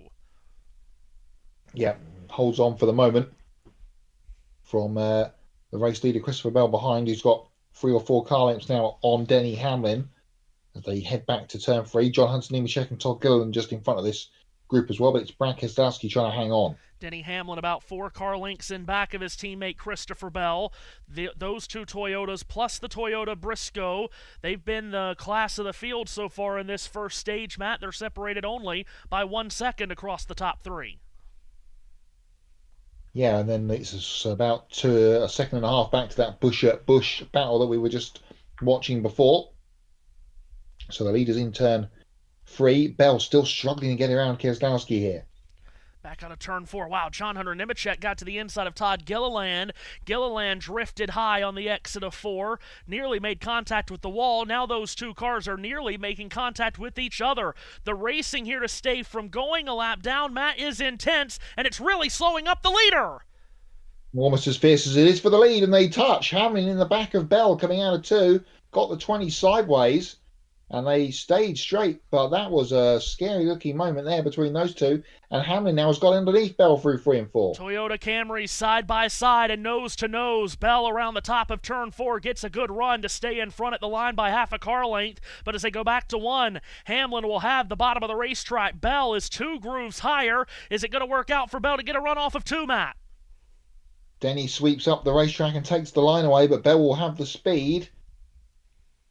And we won't know what happens at turn 3. Yes, we do. Now we get the right camera position. Hamlin underneath, but Bell swoops around the outside. And there's trouble right in front. Gilliland spins, he clips Bell. Bell spins and slaps the wall right underneath the flag stand here on the main straightaway. What an incredible sequence of events. Todd Gilliland, who was racing so hard to stay on the lead lap, goes into a single car spin off of turn 4. Christopher Bell could not avoid him. He nearly did, but Gilliland clips him in the right rear. Bell goes spinning, and the leader hits the wall, slapping the right side of his Toyota up against the wall right at the start-finish line. Unbelievable, as the leader just has it happen all in front of him. Oh, and there's heavy damage to the 20. That's his race done. Yeah, at least a right front puncher and perhaps suspension damage for Bell. He hit the wall fairly hard, as you said, right underneath the flag stand as he slewed back up the racetrack. And Bell will make the long and bumpy ride now back to pit lane. He's in the apron in turn 3. We'll wait to get a replay to see what happened to Todd. As you said, the racing in front of the leaders was fierce to try and stay on the lead lap. And coming in from the far end of shot here, there was Michael McDowell was in this as well, and Gillen just got too high in 4 and lost it. And as he came back down the racetrack, Christopher Bell had nowhere to go. and it was a go left or go right situation for Chris. Perhaps Denny Hamlin saw this coming a little bit more from being on the inside, but Bell had absolutely no chance. And just the smallest of brushes across or down the right-hand side doors, as it were, for Bell. He comes through the grass slightly. As he comes back straight, he pancakes the wall with the right-hand side of that reamed Camry. Yeah, you called it right there. Gilliland just jumping the cushion just a bit. Now, we do need to remind you, we haven't mentioned this yet, for many, many years, there has been a heavy layering of PJ1 at the bottom of the racetrack in both sets of corners. This year, they did not apply any kind of traction compound in 1 and 2 or 3 and 4, Matt. So this is the first time we're running on this track without an additional layering of PJ1. But even though we didn't add more PJ1 this year, there is still that traction compound from years past. And when you get beyond it with those right side tires, as Gilliland did there, he just lost all rear grip, went around, and then poor Christopher Bell, just nothing he could do. He had the wheel cut as far to the left as possible, just could not avoid him. Yeah, and he's already gone to the infield, has Bell, so that's a real shame for the leader, and just absolutely nowhere to go. We'll catch up with that, because this is going to be a short pit stop here required for the field to get to the end of stage 1. Yeah, all the leaders are on pit road. Go ahead, Matt, if you want. Denny Hamlin, Chase Briscoe, Kyle Busch, Chris Buescher, they are all on pit road here as pit stops to be made for a sprint to the green and white checkered flag. Carson Hocevar comes into his number 1 pit box. Austin Cindric is there, and let's see who's going to win the race off of pit road. It's going to be Hocevar. Wow, Hocevar with just a 2-tire pit stop will win the race off pit road from Hamlin. Then Ryan Preece, who has obviously just taken 2 tires to jump up a ton of positions. So it's Hocevar. Actually, Preece beating Hamlin out, so it's Hocevar, Preece, Hamlin, Briscoe, Busch, and Gibbs off of pit road first. But wow, Christopher Bell, who looked like he was going to have a race car to contend with today, while leading the race, he gets clipped by a spinning Todd Gilliland and into the wall hard for Christopher Bell. And much like at Kansas a couple of weeks ago, where it looked like he had a good chance to win or at least get a top 5 finish there before it went sideways late, today in Texas it goes sideways early for the driver from Oklahoma. This Sooner will not be going to victory lane in Texas today. First caution of the day in the Wurth 400 from the Texas Motor Speedway. As we say hi to everyone watching here in the stream, in the comments section, Plug NBA NHL is with us. Jarek Rubel with us in the chat section. Of course, Jarek is keyed up only an hour and a half or so away from the only Game 7 in the opening round of the Stanley Cup playoffs. It'll be here on the channel. The Montreal Canadiens and the Tampa Bay Lightning. I was going to say Toronto Raptors. That's the NBA Game 7 tonight, of course. So at 6 p.m. Eastern Time, the Lightning and the Canadiens in Tampa play a Game 7. It's been a thrilling series. Winner moves on to the second round of the Stanley Cup playoffs. And we also hope to have an NBA Game 7 for you on the channel tonight between the Cavaliers and Raptors in Cleveland. Obviously, as we always say, if anything's following a NASCAR race, that is subject to change. If NASCAR could always go long. But if we do end on time here in Texas, we'll also bring you Raptors Cavaliers at 7:30. That Game 7 coming up tonight. So, complexion of the race changes, Matt, as Christopher Bell looked like he had a... Wow, wonder what the cameraman's looking at, Matt. Miami revisited right there. I was going to say it's part of the course this weekend. But Christopher Bell, who looked like was going to have a car to contend for the win today, will not make it to the end of stage 1. We talked earlier about how Bell, we just haven't talked about him a lot this year for different reasons. But 2 weeks ago in Kansas, looked like he had a chance to either at least get a good top 5 finish, maybe even a win. That went away on an overtime restart where he got the wall and broke a toe link, finished in the 20s. He led laps last week, but got in trouble late. He was in the last lap crash, and now today, while leading, clipped by a spinning car in front of him. And in this new/old era, no playoffs, these points are hard to come by, especially when you got a rabbit out there like Tyler Reddick that's been chewing up the points like they're going out of style through the first 10 races of the year. Yeah, indeed. So, we obviously didn't hear it, but apparently there was a commentator's curse pit reporter edition on that accident for Christopher Bell on Fox, so that will have to be revisited after the race. Bell started the day 194 points behind our championship leader Tyler Reddick down in 9th. You can see the running order on your screen, but Matt, you had Carson Hocevar and Ryan Preece win the race off of pit road, taking only 2 tires, but they will not be the leaders on this restart. 5 cars decided to stay out. Eric Jones, Ricky Stenhouse Jr., Ross Chastain, A.J. Allmendinger, and John Hunter Nemechek taking the gamble, staying out. It's only going to be, 5 or 6 laps of a sprint here? They're trying to stay out and steal some stage points. And not only steal some, they're trying to steal a haul of stage points. Yeah, we sort of talked about at the start of the season with the points changes. Would stage points be important anymore? Well, some of these teams that are outside the cutoff line need as many points as they can to get themselves in some kind of position to try and vault themselves in. So a bunch of those guys, as you say, have stayed out and are going to try and make this work for them. Getting a replay here of a very slow getaway from someone from the pits, and I can't tell from the onboard who that might be. More pit road problems for Ryan. Oh, gosh. It wasn't his pit crew this time, though. That car just would not go. Yeah, clutch issue perhaps for the 12 team. Once he was up to speed, he was fine. But everyone else had left the pit lane before that had happened for Ryan to get up to speed. So all those positions he made up on the racetrack, he's going to have to do it again. He lost 11 spots on pit road. He will restart 27th. Ugh. We said he had moved up from 31st on the start all the way up to 13th, but now that gives up just about all of that back away. Doubled up, ready for a restart, which could very well be chaotic. Restarts at Texas already chaotic, but now you've got the top 5 on old tires, then you've got 6th and 7th on only 2 fresh tires, 8th on back on 4. It'll be a 6-lap dash to win stage 1 here in Texas. Green flag up in the air. Eric Jones and Ricky Stenhouse Jr. on the front row. Jones, the control car inside of row 1, takes off. They're already fanning out middle of the pack, 3 and maybe even 4 wide.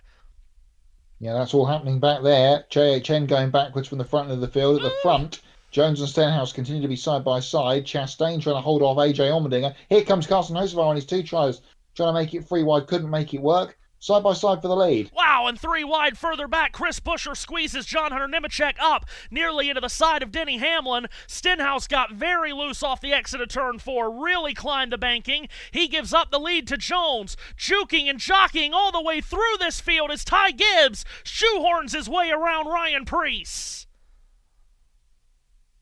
Ricky Stenhouse Jr. has got to the lead, but it's all happening behind with Gibbs, Hamlin and Briscoe trying to pick their way through with Chase Elliott, with William Byron. Here is Briscoe, like he's in a completely different class to some of the guys around him. He almost runs into the back of Kyle Busch, but he will pass him. Ryan Preece, a moving chicane as the field tries to get around the 60 car that only took 2 tires. Austin Cindric throws a big sledgehammer block in turn 1 on Daniel Suarez. At the front, Hocevar's gotten around Stenhouse for second. Eric Jones is shotting away from everyone. With Hocevar running him down. Oh, Chase Elliott elevator move to the inside of Denny Hamlin and will pass him. And tries to get past Ryan Preece at the same time. Did he make it work? Yes, he did. And Hamlin's going to lose out furthermore because here comes the 2. Hamlin between cars coming to the start-finish line. Ryan Preece to his right elbow. Austin Cindric to his left. 4 cars huddle up behind that 3 wide racing with Buescher, Suarez, and more. Preece up the racetrack in 1 and 2. Lets a few more people by. Meanwhile, at the front, Jones clear of Hocevar to the tune of 8 tenths at the start-finish line. How has that gap developed and coming down? Meanwhile, Ross Chastain is now in the midst of things. Wow, Chastain got shot up the banking by Chase Briscoe. Now Kyle Busch and William Byron blitzing. Oh, Byron into the back of Busch, got him sideways on the straightaway. He may have glanced off the side of Chastain. We keep going with 2 to go in the stage. Corey Heim in the middle of dropping back here. He's got Joey Logano and SVG around him. That was very close to a big accident there between Chastain and Kyle Busch. And Chastain under more fire in turn 3. Byron around the outside. Elliott down the inside. Oh, Chastain squeezes Byron nearly into the wall off of turn 4. Meanwhile, Eric Jones starts the last lap of the stage. While all of this is going on, he's laughing to the stage point bank. He is, and he's clear. Hocevar's won everything else this week. He's not going to win stage 1 today because Eric Jones is going to surprise everybody. Still going on back here. But it's the 43 car on the top of the totem. For Legacy Motor Club out of turn 4. How about this? First career stage win for Eric Jones, taking the green and white checkered flag ahead of Carson Hocevar, Ricky Stenhouse Jr., Ty Gibbs, Chase Briscoe, Busch, Allmendinger, Elliott, Byron, and Hamlin. Well, just take notes. If we get a late caution at the end of the race, you can stay out and hold the lead. Eric Jones just proved it to us. He finished 5th in this race a year ago, Matt. He has wins at Texas in the lower divisions, and now he has a stage win here in the Cup Series. Very surprised that was his first stage win, but wow. Yeah, that's something to put in the pocketbook, as you would like to say, for some crew chiefs for a late caution at the end of the race, as you mentioned. So congratulations to LMC, to Eric Jones, surprising everybody and still winning the first stage of the afternoon. My goodness. Well, you see the stage results on your screen. Not exactly what we thought would happen and how the stage would finish before the caution for Todd Gilliland and Christopher Bell. Bell, who, of course, has just been officially moved us out of the race. He will either finish 37th or 38th. He's currently scored 37th because Chad Fincham is behind the wall. If Fincham were to come out and make more laps, he could overtake Bell for 37th, which of course is a point in the championship standings. But Matt, what a thrilling end of the stage. That was... Okay, maybe that restart wasn't exactly what we thought was going to happen, but we knew it would be wild, and it was. And, yeah. Well, let's see. Top 3 finishers in that stage. Jones did not pit. Hocevar took 2. Stenhouse did not pit. So, top finisher that took 4 was Ty Gibbs, who rallied up to 4th. So, that is certainly going to raise the eyebrows of crew chiefs down on pit road, no doubt. Yeah, indeed so. That was, didn't expect to see we had a little bit of wild racing, which obviously led to the caution, but did not expect to see anything like that at the end of the stage, and glad we did. And again, congratulations to Eric Jones. Well, as always, during our Stage 1 break, it's on this day in racing history and birthdays. We have turned the calendar to the month of May, Matt, which is greatest month in racing, of course. And give us a look on what's happened in the past and who was born on May the 3rd. Well, there isn't any notable birthdays to talk about today, so we get to skip that and go back to the races that happened on this day. And we go back to, last year, where the Andes Frozen Custard 300, because it was 300 last year, for the then NASCAR Xfinity Series here at Texas Motor Speedway, was won by Kyle Larson. That was the race from last year. It was a truck race at Dover on this day in 2019, the Jegs 200, won by Johnny Sauter. What a name. The first race of the weekend for the Pertec Perf Super Night at Barbagallo Raceway for the Supercars Championship in 2019 was won on this day by Fabian Coulthard.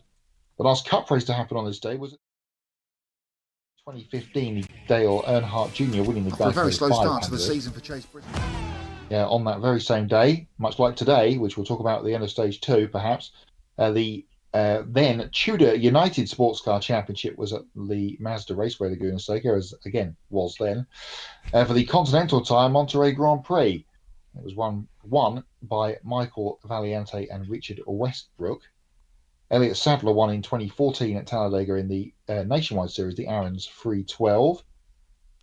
Grand Am race at New Jersey Motorsports Park in 2009, the Verizon Wireless 250 won by Nick Johnson and Ricardo Zonta.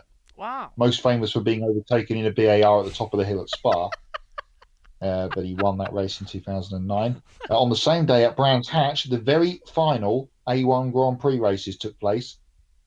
Sad times indeed. Adam Carroll winning both of them for Team Ireland. We know our man JT was at Brands Hatch today. Joe Nemechek won the Cup race Richmond Pontiac Excitement 400 on this day in 2003. Mark Martin, also a Cup winner on this day at Fontana, California Speedway, the California 500 presented by Napa. That was in 1998. On that same day at Winton Motor Raceway, the Australian Touring Car Championship, which is now Supercars, was there. Russell Ingall won the first race and then a double for John Bowe. Davey Allison, a Cup winner of the Winston 500 at Talladega in 1992. On that same day, Nigel Mansell won the Spanish Grand Prix, the Tío Pepe Grand Prix of Spain at the Circuit de Catalunya. He also won on this day in 1987 at Imola. There you go. Thank you. The San Marino Grand Prix. Thank you, Bob Varsha. Of that year. I need to keep that one going.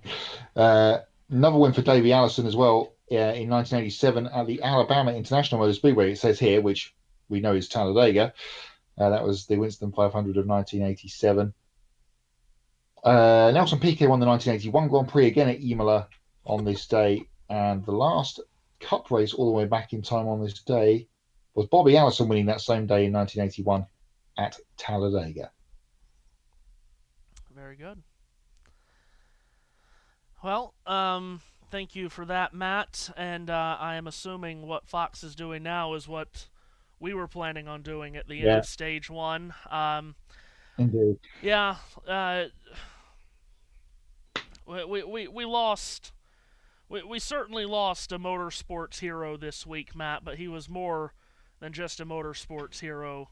That, of course, being the now late and certainly great Alex Zanardi, who we lost this week at the age of 59.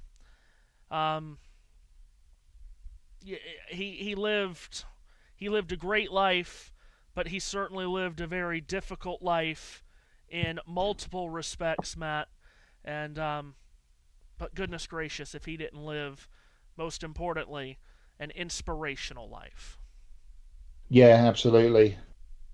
Passed away on Friday, which of course was the anniversary of Ayrton Senna's untimely passing on Friday, May the 1st. It was announced to friends and family, I believe, on Friday, which is why Chip Ganassi randomly posted a picture we thought at the time of the corkscrew at Talladega, but then the news came through Gazzetta dello Sport, the Italian sports paper, on Saturday morning, European time, that Alex had fought hard his whole life, frankly, but had finally succumbed to injuries that he had in a hand cycle accident a few years back on the roads while training.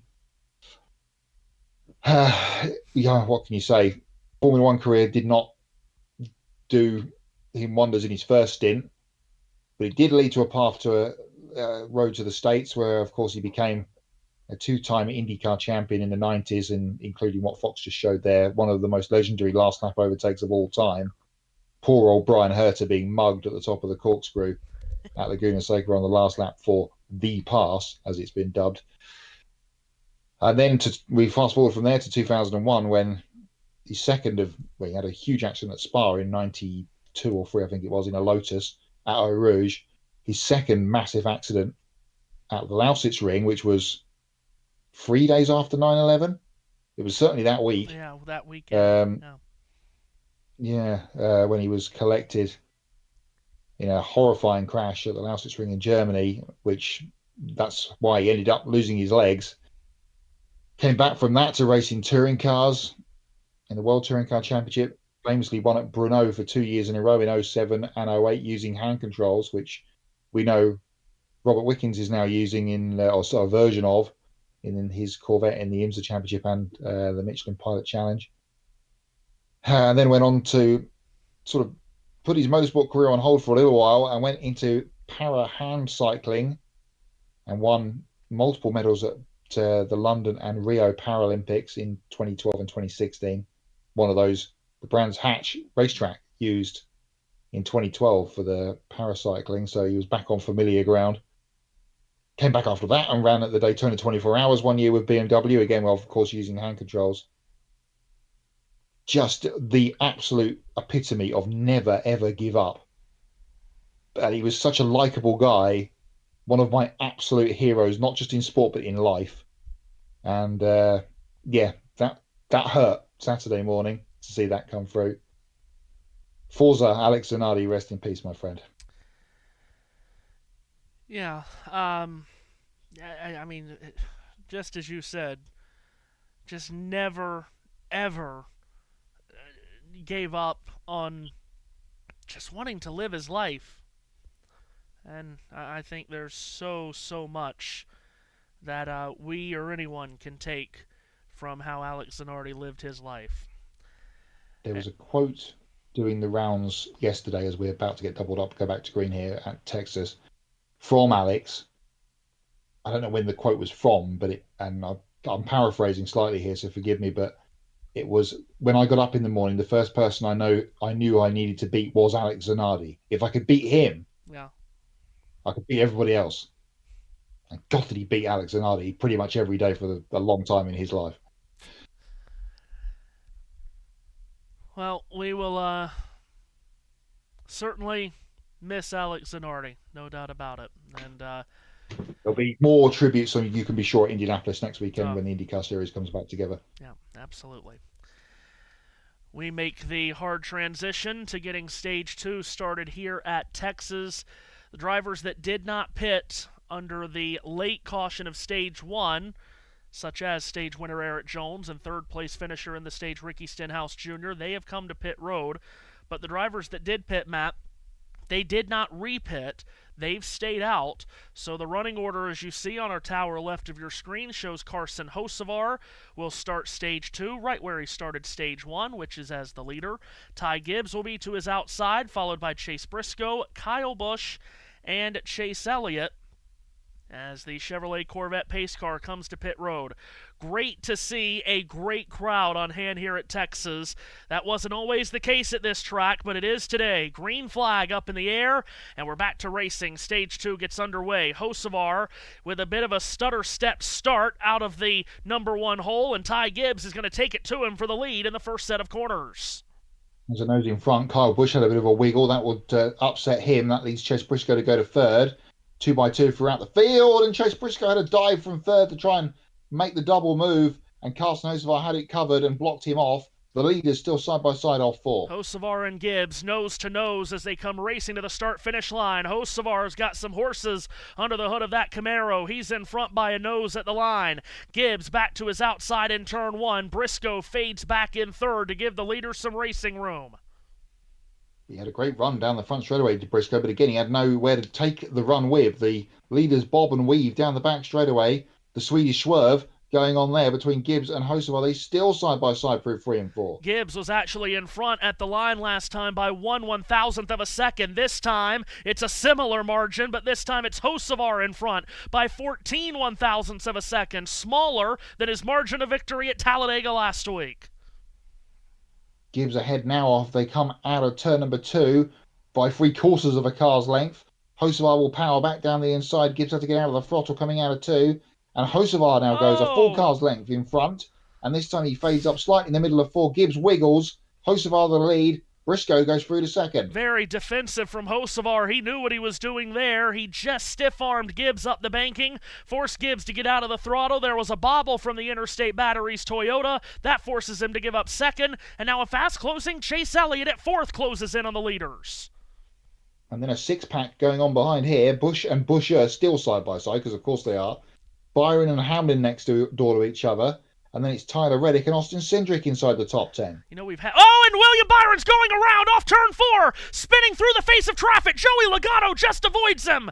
Byron spins through the grass. Everyone scrambles to driver's right and avoids the Valvoline Chevrolet. The caution comes out, and Byron avoids contact with the wall or any other cars, but he could have just as easily been tattooed by Joey Logano, who made a wonderful move, a quick jerk of the wheel to the right to avoid T-boning Byron. The caution comes out, and somehow, Matt, it's only a single car spin. Yeah, somehow, incredibly, when the field is that tightly packed, off a restart, and Byron cruising around trying to get his heart rate down.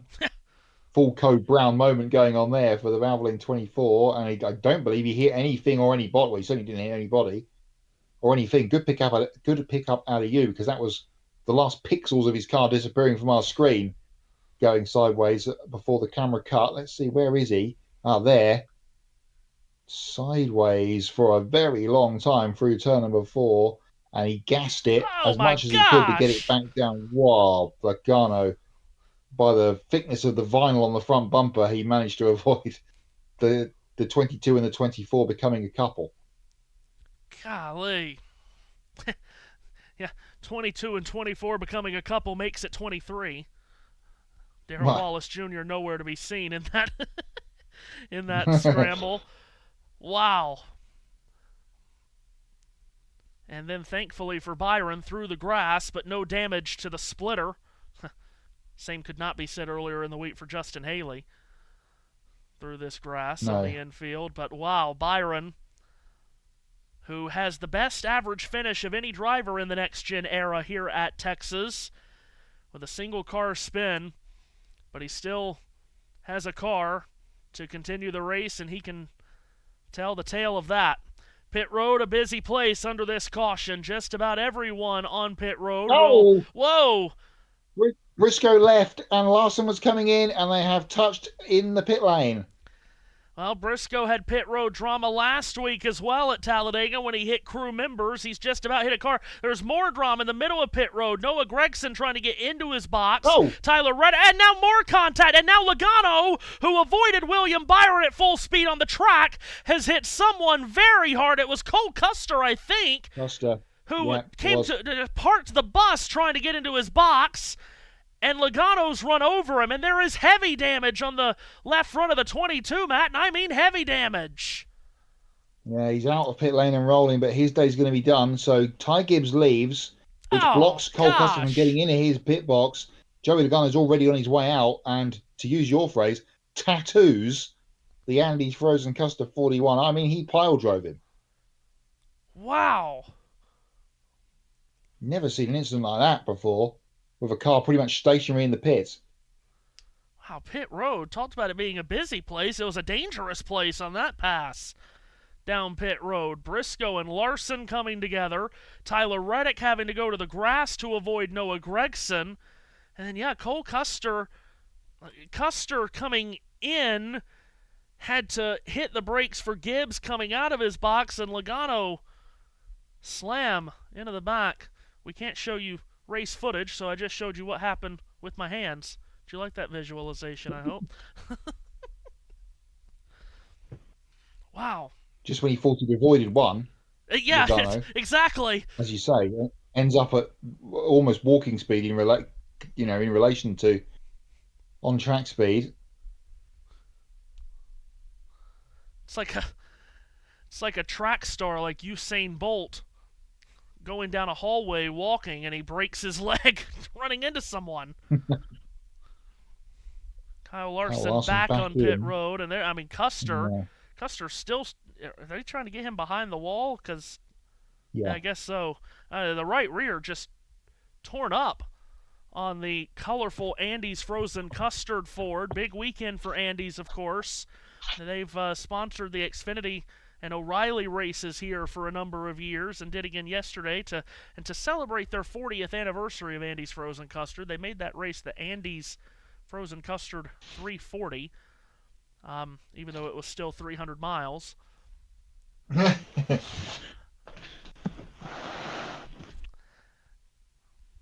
Cliff Daniels and crew going to work on the 5 on the left front, just behind the wheel, right where the driver would get in, and he's down and away to not lose a lap at the moment. They might bring him back in again, but fairly sedate first stage up until the caution there towards the end, and now it's all happening all of a sudden here at Texas. Track and pit road. Well, indeed.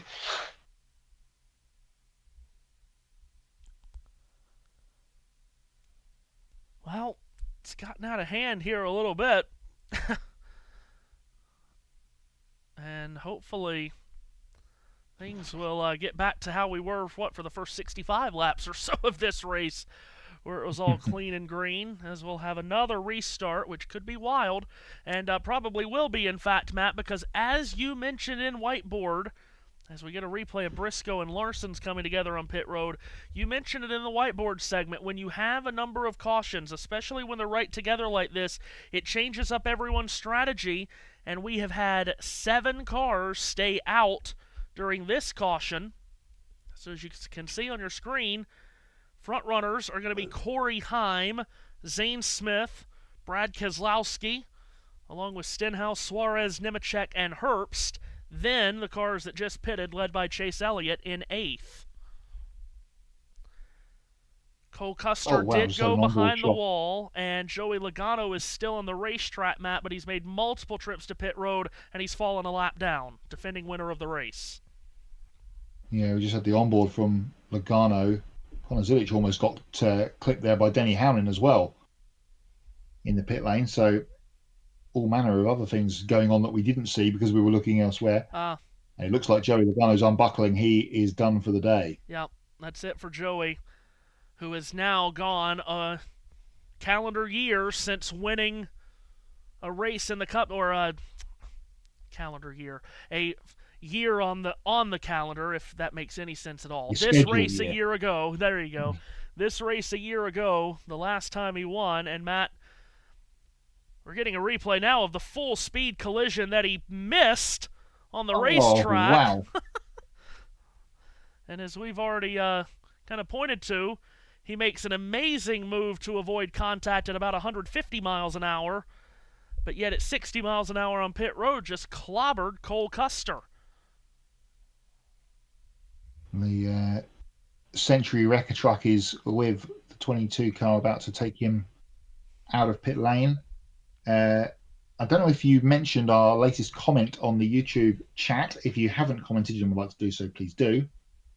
From Alan Miller, from the end of stage 1, this must have been. Restart with 6 to go. What a shootout this will be, watching through Reddick's car on the onboards. So hello to you, Alan. Yes. Great to have you with us. If you are new to the channel and you like what you're seeing, and mostly you like what you're hearing, definitely hit the subscribe button. We are trying to 30 likes so far today, so that's good. Thank you for those. Yes, absolutely. We are trying to get to 500 subscribers before the Indianapolis 500. And we are excited for this month of May, as we always are. I say a calendar year for Logano. It actually is, Matt. Tomorrow will be the 1-year anniversary of his last Cup Series win. Here comes the field. Green flag up in the air. Different looking running order at the front, as we said. 7 cars stayed out. Corey Heim, who won here in the Truck Series in 2025, leads the field into turn 1 of the restart, followed by Zane Smith and Brad Keselowski. Brad Keselowski was hanging on to being lapped at the end of the first stage. Here he is battling for the lead, or battling for second anyway, because Heim has jumped away. Zane Smith and Keselowski will be side by side for second. Then it's Stenhouse at Chase Elliott rounding up Riley Herbst. Kyle Busch walks up the banking on the exit of turn 4, middle of the pack, nearly ran into the side of Austin Cindric. So new players at the front of the field, and the talented youngster, the reigning Truck Series champion, Corey Heim, out in front. Yeah, a guy that a lot of people have got big reps for after what he did in the Truck Series last year, and he's continuing to do so in sporadic appearances so far this season. Leads at the Cup Series level, here at Texas Motor Speedway and pulling away with the lead. 23-year-old from Marietta, Georgia. He beat everyone in the Truck Series last year, beat the breath out of the field in the Truck Series on the way to the championship, which he did indeed win, although most people acted as if he didn't after the finale last year. Yeah, indeed so. Got a bit weird, didn't it? Anyway, down the back straight, Bush and Bush are still tied together. That seems like it's going to be a thing all day. Bush are just in front of Kyle. And we've got another caution. Yellow is out. Have we? Yep, caution Debris, is out again. And it's Ty Gibbs in the wall. It is Ty Gibbs. Wow. Ty Gibbs with maybe a right front tire down that's either that's put him in the wall or he's made contact with the wall to create the tire problem. But Ty Gibbs, who has only finished worse than 9th on the 3 super speedway races all year, Matt. He's been top 9 in all the other ones. I don't think he will be today. Slow down. Slow down, Ty. All you're doing is damaging your car more and more here down the back straightaway. As Grandad looks on, Coach Joe, not going his way so far today. One car out, one car in the wall. And Corey Himes' tremendous restart is for naught. Yeah. Because the field will all come back to him here under the yellow while we wait to see if Fox can give us a replay of what happened to Ty Gibbs. Second time for Corey Heim to ever lead laps in a NASCAR Cup Series race. He led 8 laps in this year's Daytona 500. Gibbs has made it to pit road riding on the rim of the right front. He is down on the bottom of turns 3 and 4. Wow, did he get hit by Ryan Preece? Yeah, looked like it. And that shot him up the track and hit the wall fairly hard with the front and rear of the Interstate 54. So plenty of work down there for them to do. They're going to put a right front on and send him, I believe, to see if he can stay on the lead lap here. Checking underneath the wheel well.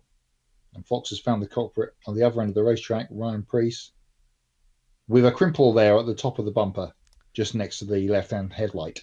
Of course, getting close to summer, ballpark buns on the hood and quarter panels of the 60 car. Buns and rolls, that is, for just in time for hamburger and hot dog season. Is that a thing over there, Matt? do you do the hamburgers and hot dogs in the summer? Well, we had hot dogs for tea one night last week or week before. Oh, very good. At the weekend, so we're already into the hot dogs in our house. That is, we're getting to that time of year. But... getting to that time of year for sure of cookouts and barbecues and the like. I don't know what the difference between a cookout and a barbecue is, but apparently they are different. And Fox now goes to side-by-side break, and the first ad that they run is for the All-Star race in a couple weeks at Dover. And I can't help but chuckle when they put the All-Stars. It's not the All-Stars. It's all the cars. Everyone's involved. Yes, and much to what I just mentioned before about Indianapolis and how we're excited for May, I don't expect the two of us to be doing the All-Star race in 2 weeks' time. You don't say. From Dover. We'll be here with you for next week's Watkins Glen race. Yes. It should be exciting. the ever fluid situation of us calling the Watkins Glen race. At the moment, we are going to be on for Watkins Glen. The ever fluid Watkins Glen placement on the calendar as well. Yes. Over the last few years, after it being the second weekend of August forever. Oh boy, and those people up in New York really wanted to go back to August. They are not thrilled by the more talk this week actually about schedule changes, perhaps again. Yeah. For next season. So. Well, and that's such a huge race for campers to. Yeah. And upstate New York in early May could very well be pretty cool. As I pull up the forecast, because everyone knows that once the checkered flag falls on a race on Sunday, I'm looking at the forecast for 7 days down the road in our next venue. And right now, Matt, looks like next weekend, which is a triple header weekend, by the way, Trucks, O'Reilly, and Cup, all at Watkins Glen. Yeah, it could be a bit cool for the campers. Friday, a high of 54 and a low of 37. Saturday, a high of 56. Sunday for the Cup race, high of 60. But all sunshine right now forecasted for Saturday and Sunday. But the truck race, which will include Shane Van Gisbergen and Connor Zilic, Matt, could be running the rain. Oh, my God. Well, we've seen some wet races in the past at Watkins Glen over the last couple of years, namely with IMSA, when they go for the 6 hour. Just cannot avoid the rain at that racetrack, it seems like. So hopefully we get a fairly dry weekend for us next weekend up there for NASCAR's weekend. Alan's back in the comments again, says FS1 broadcast is much closer to real time than Fox. Yes, I would pause imagine. Your TV, mute your TV, and just listen to us. I would imagine that probably is the case, that the cable network is a little bit further off of live than the over-the-air network, so yeah, I can see that being the case. Glad to have you with us, though, Alan. Glad to have everyone with us, bringing in some strong numbers today. My goodness. Trust us when we tell you, getting pictures synced with things. We've spent so much time trying to do that in the past on these broadcasts, now a thing of the past. Thankfully. Thank God. Never want to do it again. And it was something that was like commonplace for us, and we got pretty good at doing it, but God, we never want to do it again. Oh, no, Lord. But I'll be trying to do it my own way next week or 2 weeks' time when we get to Indy qualifying, but just because I can and I can have it on a bigger screen. Yeah, looking forward to the 500, which we will talk more about in a moment. I think our guy JT is trying to queue up a Joey Logano interview. Is that what he's trying to do? I don't know. Wow, that picture on the guide there is 10 years old. Yeah, don't. The pictures on the Sky Guides are atrocious. Actually, we're doubled up and ready for the restart. No time to hear from Joey. Sorry about it, Joey. You're on a 1-year winless drought, and we don't have time to talk to you. Here comes the field off of turn 4. Wow. Chevrolet Corvette pace car pulls to pit road. Corey Heim and Brad Keselowski on opposite ends of the experience spectrum. They lead the field to the green flag, and we're already 3 wide before we even get to turn 1. Riley Herbst has stacked it up 3 wide with Chris Buescher and Tyler Reddick as Corey Heim shoots to the lead. Oh, Briscoe around the outside of Kyle Busch on the high side got it done. A bit further back in the pack, it is Heim leading. Here comes Daniel Suarez to try and get up the inside of Brad Keselowski in turn 2 and does so. Heim, Suarez, Keselowski, Smith, the top 4. There's really good short run speed in that 7 car. We know that for sure. Long run, not so much, but Suarez is able to shoot his way up to second and might be looking for more. 2 and 3 wide running further back. Denny Hamlin way up the banking in 1 and 2. Yeah, way up out of the groove, fighting with Hocevar. They both have to slow up. That brings Eric Jones to the back of them and Wallace to pass them both. Here comes SVG trying to get in the mix as well here of this battle happening outside the top 10. Pandemonium here on the restart. As it has been for every restart so far today. Alex Bowman and Eric Jones running side by side as they cross the line just outside the top 20 running positions. Jones the stage 1 winner, but still at the front, just as it was on the last restart. Corey Heim shooting out to a multiple car length lead.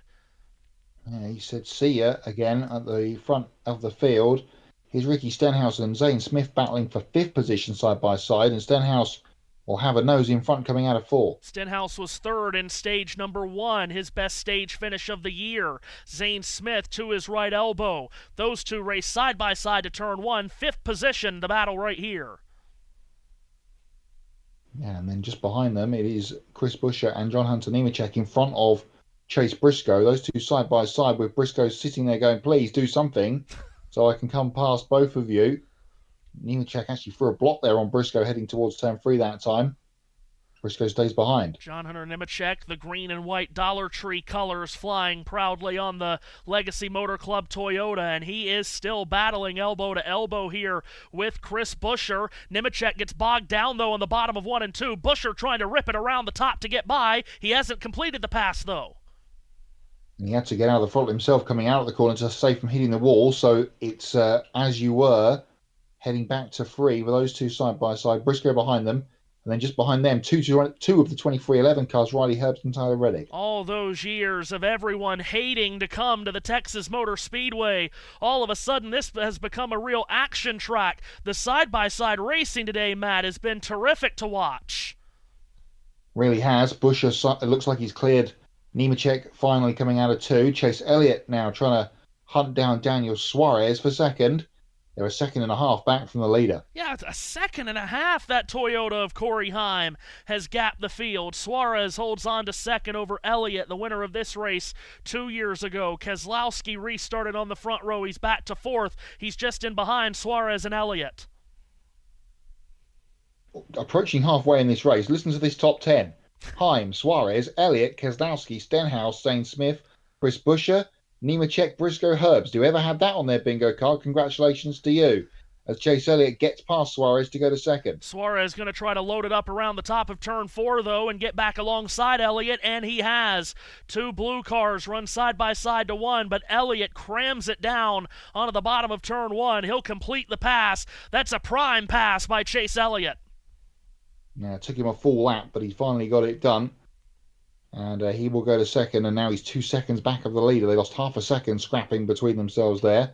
Bit further back, the pole sitter, Carson Hocevar, side by side with Darrell Wallace Jr. in the very mean-looking Chumba Casino 23 as they come out of turn 4. That's the guy that started first against the guy that started on the last row, Hocevar and Wallace, battling for position just outside the top 10. In fact, that's a battle for 15th that Wallace has just taken. 2.2 seconds now the lead of Corey Heim as he slides the Robin Hood number 67 into turn number 3. Of course, MJ is in the house, and this time he's watching his young protege at work. I mean, if Corey Heim, we got a long way to go. Like you said, we're not yet at halfway. If Corey Heim wins this race, you want to talk about setting off a firestorm of expectations for 2027. I mean, we know how talented. As well. Oh, well, no kidding about that. We know how talented this Corey Heim kid is. Just stacking up the wins in the Truck Series the last couple of years. Won the championship in that division last year. It is stunning to think that he doesn't have a full-time ride somewhere, Matt, whether it be Cup or O'Reilly, but there just wasn't any rooms in any of the ends. So here he is running some truck races this year where he's won multiple times in the trucks this season, running some Cup races. The plan is to run some O'Reilly races as well and do kind of the old term of ABC, a little Cup, a little Busch, a little ARCA. This year, it's just a little bit of all 3 of the National Series. So Corey Heim just popping up here, there, and everywhere in all 3 series. But here he is in the Cup race at Texas, leading this Cup Series field and leading them by 2 seconds. Yeah, leading them well on merit as well at the front of the field. So that is good stuff for them. Meanwhile, the two of his teammates continue to run side by side. This is for 10th place. And just behind them, the guy that owns both of those cars, Denny Hamlin, up behind Herbst and Reddick. Yeah, 2311 has 3 of their cars in the top 10, and all 4 are in the top 15. Actually, just outside the top 10 is Still Reddick. Some people would not call them a powerhouse team. Yeah, well, indeed. That's the battle for 10th and 11th there with Reddick and Herbst. What about the great A.J. Allmendinger, Matt, trying to make a pass on Michael McDowell? I was going to exactly tee that exact thing up as AJ and McDowell battle away. Here is Hamlin now trying to get around Herbst because Reddick has cleared the 35. Yeah, and Herbst is now about to lose that 11th position to car number 11, Denny Hamlin, it would seem. Hamlin will rocket it to the bottom of turn 1. Is he going to be able to clear up? Yes, he will. As they all get around the very slow-moving Chad Fincham down there on the inside. He has gone out, as obviously, because we mentioned him. He's now gone past Christopher Bell in the running order. So Bell will be scored as the final classified driver today. Very minimal points for the Team 20 Cup. Yep, 1 point for Bell because he didn't make it to the end of stage 1, so no stage Maximum points. minimal then in terms of 1 point. Yeah, there you go. By the way, speaking of Corey Heim leading this field, Matt, he has just recently, 20 laps ago, set the fastest lap of the race So it's not only that he's gotten into clean air and everyone else is struggling in dirty air, he's gotten out into clean air and he is setting the fastest laps on the track. He currently has the Xfinity fastest lap point in his pocket. In fact, by doing so, he is the only driver to turn a lap sub 29 seconds in this race today. Well, clearly has a fast pace, and he's holding Chase Elliott at about 2 seconds behind him. Checking with Ryan Blaney on his second comeback driver of the day after that slow pit stop earlier. He's just got around Michael McDowell on the back straight away, and in turn has got around AJ Allmendinger as well. So Blaney moving forward. Suarez and Keselowski at the line. Suarez holding on to this third position by a couple of car lengths here. By the way, speaking of Corey Heim and all of the Truck Series races he's won the last couple of years, Matt, he's won 2 of the 4 Truck Series races that he's entered this year. When you go back to the start of the 2024 season, he has won 20 of the 55 races run in that series. 36% of the races the last 2 seasons and change in the Truck Series has been won by Corey Heim. 12 wins last year was set the all-time record in that series. And overall for his truck career, 25 wins and 93 starts. Again, has not made a start in the Grand National Series this year, although word is that there are plans to get him in to some Joe Gibbs Toyotas in that series this year. And running in the Cup Series this season, he's run twice. Led 18 laps in the Daytona 500, finished 28th. He was a 15th place finisher at Kansas. Further back in the pack, Matt, Chase Briscoe, Carson Hocevar, they've spent time at the front today, but they're outside the top 10 right now. Yeah, this is the battle for 15th place. Briscoe has it. Hocevar would like it. Alex Bowman just in behind them as well. So 3 fast cars all lined up together here. Briscoe running in the 15th position. By the way, as we're just, what do we got? 40 laps to go, right on the number actually, 40 to go in Stage 2. We are closing in on the halfway point of this Wurth 400 at Texas. Brad Keselowski has closed in on Daniel Suarez for the 3rd position. As we've seen throughout the day, looks like we have hit the point on the 7 car where he has just lost the speed in that Freeway Insurance Chevrolet. Keselowski across the line, wheel to wheel with Suarez. They go into turn 1. Keselowski on the bottom of the track will complete the pass. So put Brad K up into the 3rd position. Suarez backslides to 4th. This is happening 5 seconds off the lead. We told you that in less than an hour now, 6 p.m. Eastern time here on the channel, the only Game 7 of the first round of the Stanley Cup playoffs will be here with the Montreal Canadiens traveling to Tampa Bay to take on the Lightning. Our guy Jarek Rubel will have the call. He's called so many games of that series. We'll see who moves on to the second round to play the Buffalo Sabres. Puck drop just after 6 p.m. Eastern time. It'll be on a separate stream on this channel. Currently an NBA Game 7 going on. The Pistons lead the Magic by 20 in the 3rd quarter, 71-51. Detroit trying to keep from losing as the 1 seed in the East in the first round. They had the unbelievable comeback to keep their season alive Friday night in Game 6 of that series. And again, if we get finished up here in NASCAR land within about a 2-hour time frame from now, we will have Game 7 between the Toronto Raptors and the Cleveland Cavaliers for you, 7:30 p.m. Eastern time here on the channel. Winner of that series moves on into the second round of the NBA playoffs to play... Who will they play in the second round? I'm blanking here. Who will Cleveland and winner of Cleveland? Don't ask me. Oh, they'll play the winner of Detroit Orlando, of course. So see, had it right there, right in front of my eyes. so we'll have that for you. A couple of Game 7s, one hockey, one basketball, here tonight. Hopefully, again, hopefully with the basketball if this race finishes up, and Matt, of course, hoping this race finishes up within the 2-hour time mark as well, for different reasons. Oh yeah, that'd be lovely. But not a work day tomorrow, so true. Not a huge nightmare.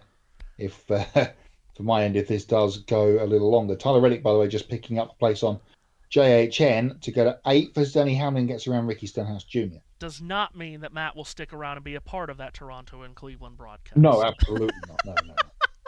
No. Matt will not pop up on a basketball broadcast anytime soon. But what have we got? A month or so? 30-something days? Until I will be doing some solo broadcasting. Yes. And the FIFA World Cup begins. I was about to say in earnest, but it doesn't begin in earnest. It begins in Mexico City. Well, indeed. Thank you. Daniel Suarez about to lose another spot. This is just what we've seen from this 7 car today, Matt. Yeah, absolutely. Talking of Mexico, Buescher gets by him. So put Chris up in a 4th position. Suarez about to fall into the clutches of Denny Hamlin. Todd Gilliland in the tank tape special coming down pit road after damage he sustained in that incident with Christopher Bell. So that's a Texan getting around a Mexican. Buescher past Suarez, and now a Virginian gets his way into the battle in Denny Hamlin. And Hamlin will clear Daniel down the back straight away. So put the progressive, first running of the progressive colours for Denny Hamlin this season up into 5th position. Corey Heim continues to lead the way. Fox loves the crowd shots, don't they? Yeah, they do. I thought they were going to go to an actual replay and then realised they're going to one of their ad break montages. Yes.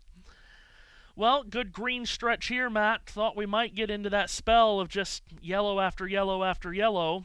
But good stretch of green flag racing. But this is kind of the way Texas has been in the next-gen era, as we call it, since the beginning of the 2022 season, of where we do get a bunch of yellows and tire wear is there, but it's not like it was at Kansas a couple of weeks ago, not like it was at Bristol or Darlington or so on, so it does invite different strategies to be played by crew chiefs, and the last few years we've had some kind of strange-looking top 10s. You read off the top 10 handful of laps ago. It's not exactly what you would normally get every Sunday.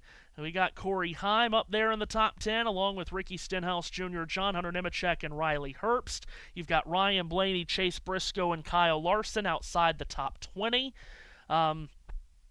This is what we have come to expect from Texas. We mentioned at the top, Texas is treacherous, Texas is tricky.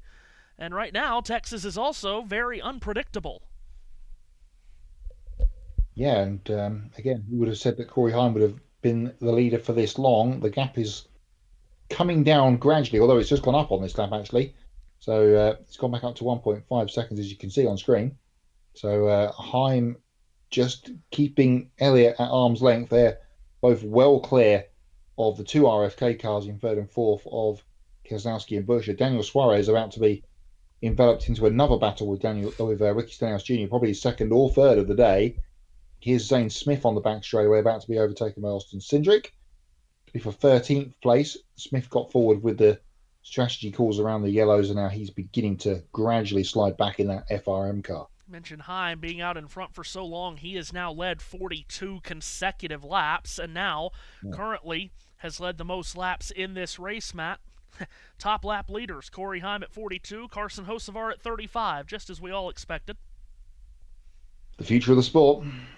Yep. Future is now, old men, which includes the 2 of us. Which includes the 2 of us, indeed so. Interesting the way the track just looks, isn't it? It's very gray. We talked about the repave was 9 years ago, or at least the first race on the repave track was 9 years ago in 2017. But all of that layering of the PJ1 over the years, Matt, you still have that darker gray look in the top 2.5 grooves in the corners. But it does look different this year without the reapplying of the traction compound this time around. Yes, and I feel like this, more than any other track, is the track that sits and bakes in the sun all summer than perhaps all of the others. And really, this is its only real proper event now of the whole calendar year, with IndyCar not coming here anymore. So it doesn't get much rubber put down on it at a high level anyway than it used to. Obviously, we've lost one of the Texas dates. So, it looks very grey. and not old. It looks much older to the eye than, as you say, almost a decade or so ago. As Denny Hamlin now continues to continue his march forward, he's got to the RFK twins of Chris Buescher and Brad Keselowski, and will put the blowtorch to Buescher, and makes light work of him in turn 3. So Hamlin up to 4th. By the way, Alan lets us know in the comments Reddick is on the move. He did just pick up the 8th position as he and Riley Herbst, the two teammates, moved in tandem to get around John Hunter Nemechek. Alan, as he said earlier, is watching through, I'm assuming, HBO Max, the onboard from Tyler Reddick, as the 45 car stationed in the top 10 where he's been for most of the year, as we know, the championship leader. We have 24 laps to go here in this second stage of the Wurth 400 at the Texas Motor Speedway. You can see the running order on your screen. You've got 2 cars out of the race, and Christopher Bell and Joey Logano. Cole Custer is behind the wall, not listed as out of the race. If you're just joining us, Christopher Bell was leading with about, 15 laps to go in stage 1, wasn't it, Matt? And he was trying to defend from Denny Hamlin the lead, and right in front of them, Todd Gilliland, trying to stay on the lead lap, spun off of turn 4. Bell had the wheel cranked as far to the left as possible, but Gilliland just clipped Bell, sent him into a spin. He pancaked the right side of his Toyota to the outside wall, so Bell goes from leading the race to out of the race. He'll finish last today. Then we had a string of yellows. William Byron went on a single car spin. Ty Gibbs got turned around in turn 3 by Ryan Preece. Gibbs currently scored 34th. He is being listed as out of the race. And then I believe it was just changed. Oh, just changed. Very good. And was it? I can't remember now if it was the caution for Byron. It was the caution for Byron's single car spin, where Joey Logano hammered the back of Cole Custer on pit road. That's why Logano's out of the race, and it's why Custer is behind the wall. Chad Fincham is back on the racetrack 37 laps down. Todd Gilliland, after his spin, is back on the track 5 laps down. You got 31 cars on the lead lap, and Chase Briscoe, Matt, you mentioned a moment ago, he had made contact with something with the right front of that 19 car. He has slid all the way back to the 30th position for a driver that once led this race. Our ones to watch aren't having a particularly one-to-watchy kind of day. No. We hit it most weeks, but we might have thrown a sucker on this one. No. While you were doing the little mid-race update two of those ones to watch are the last 2 on the lead lap. Briscoe 30th and McDowell 31st. Yeah, exactly right. Suarez in 6th position, though, holding his own. While you were doing the little mid-race update, I mentioned just before we started doing that the gap between the 2 leaders was 1.5 seconds. Forget that. It's almost 4 seconds now between Corey Heim and Chase Elliott. So either Elliott is pedaling this, or Heim has found another gear, because he has rocketed away at the front of the field. Alan's watching Tyler Reddick, and now so are we, because he's up the inside of Ricky Stenhouse in turn 1. Oh, wow. Close quarters racing between the 45 and the 47. Ricky was not for giving that up, and he will continue to have that position coming out of 2. Yeah, Stenhouse gathered, 8 stage points in stage 1, where he's running right now would give him 4 stage points if he could hold on to this 7th position. So Ricky Stenhouse Jr., who started the day 25th in the championship standings, good haul of stage points would certainly help his efforts, because he was 25th, Matt, but only 20 points behind 22nd place Todd Gilliland, who is going to finish well down the order today. So Stenhouse could really jump up some spots. Question about Corey Heim here, starting to populate, I see, on whether he has enough fuel to make it to the end of the stage. 16 to go in the stage. We'll see if he can make it without stopping, but he is lapping half of our ones to watch guys right here. He's just got around McDowell and has got Briscoe in front of him. Perhaps that's why he's either going hard or Chase Elliott is backing off a little bit here. So the stage 2 victory may fall into the lap of Chase Elliott if Heim has to come. We saw his pit crew getting ready not so long ago, so looks like they are preparing themselves for a pit stop. Well, Heim getting by McDowell to put the 71 a lap down. You recall how close Michael McDowell was to winning this race a year ago, leading in the late laps and trying to defend from Joey Logano. Blocked Logano all the way down to the apron in the final laps before he lost it and hit the wall. And, of course, Texas will always be a place where we think of Michael McDowell, huh, Matt, with that just the worst qualifying crash you'll ever see in NASCAR, at least, here in 2008, right where he is now on the racetrack. I was going to say that'll be that happening at the end of the race last year will be the second most famous thing to happen to Michael McDowell at this racetrack. Yeah, that was came up on a reel again this week. I saw from NASCAR earlier in the week. Oh yes, we're going back to Texas, so they have to show this. And goodness me, that was one of the biggest hits we've ever seen in Cup Series competition, racing or qualifying or otherwise. Corey Heim relinquishes the lead. He comes to pit road. Well, this is a shame because this will take him off the lead lap unless they were to think on their feet here and go fuel only, which I suppose they could do. Just go fuel only here and try to stay on the lead lap. But Corey Heim, who has led the last 50-plus laps in a row, has to relinquish the lead and come to pit road. And that, Matt, will not be what Booty Barker wanted, as he does exit pit road but goes a lap down. No, indeed so. Perhaps not the end of the Corey Heim story for today, but to use a phrase, they knew he was there. Yes. As Chase Elliott now puts Michael McDowell. Michael thought he was back on the lead lap prematurely, but he's now gone back a lap down. As Chase Elliott now takes him, and he's now the leader by 3.5 seconds on Denny Hamlin. And they did go with a full 4-tire stop on Corey Heim rather than try to get him out quickly. So maybe he can run down Elliott on the fresh tires in these last 11 laps of the stage and get back on the lead lap. But with Heim coming down pit road, that will push everyone else up a position. Talking about Ricky Stenhouse Jr. trying to score more stage points, Matt. That moves him up to 6th. He's currently sitting on 5 stage points if he can hold off Tyler Reddick, who is closing in from behind. Yeah, continuing to hold off Reddick. We saw the battling a little while ago. That's mellowed for now, as Reddick is going to recoil with 10 laps to go here and try and get past the 47 as they come out of 4. Talked about Hocevar and Buescher at the top of the show, finishing 1st and 2nd and gaining bunches of ground in the points last week. Well, Stenhouse gained 5 positions in points last week from 29th to 25th. A good points day today, but he might lose this position to Reddick off turn 2.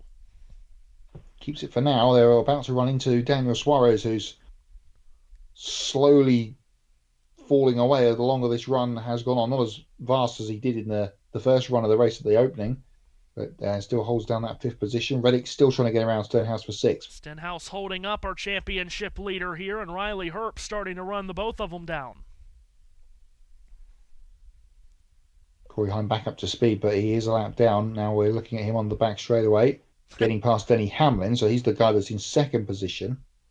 I'm sure Denny wasn't going to make that too difficult for a car that he owns. On fresh tyres coming from behind him, so he's got 8 laps to run down pretty much 3 seconds. That shouldn't be too difficult for Corey Heim.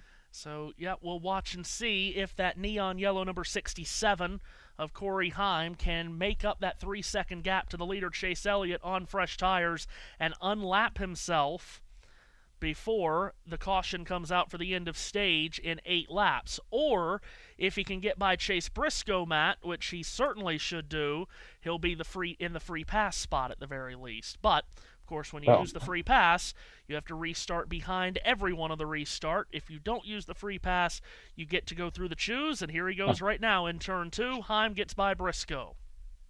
Yeah, indeed so. So that was easy. It was about half the distance of the back straightaway, the gap on the last lap. We're not seeing it on the right shot to tell you what it's like this time, but Heim is flying, and he will not want to be the free pass if he can help it. 6 laps for Chase Elliott to go here in stage 2 as he hits the stripe. So Elliott, the winner of this race 2 years ago, in front with 6 laps to go, and Heim is really running him down, and there's trouble off the top of turn 2.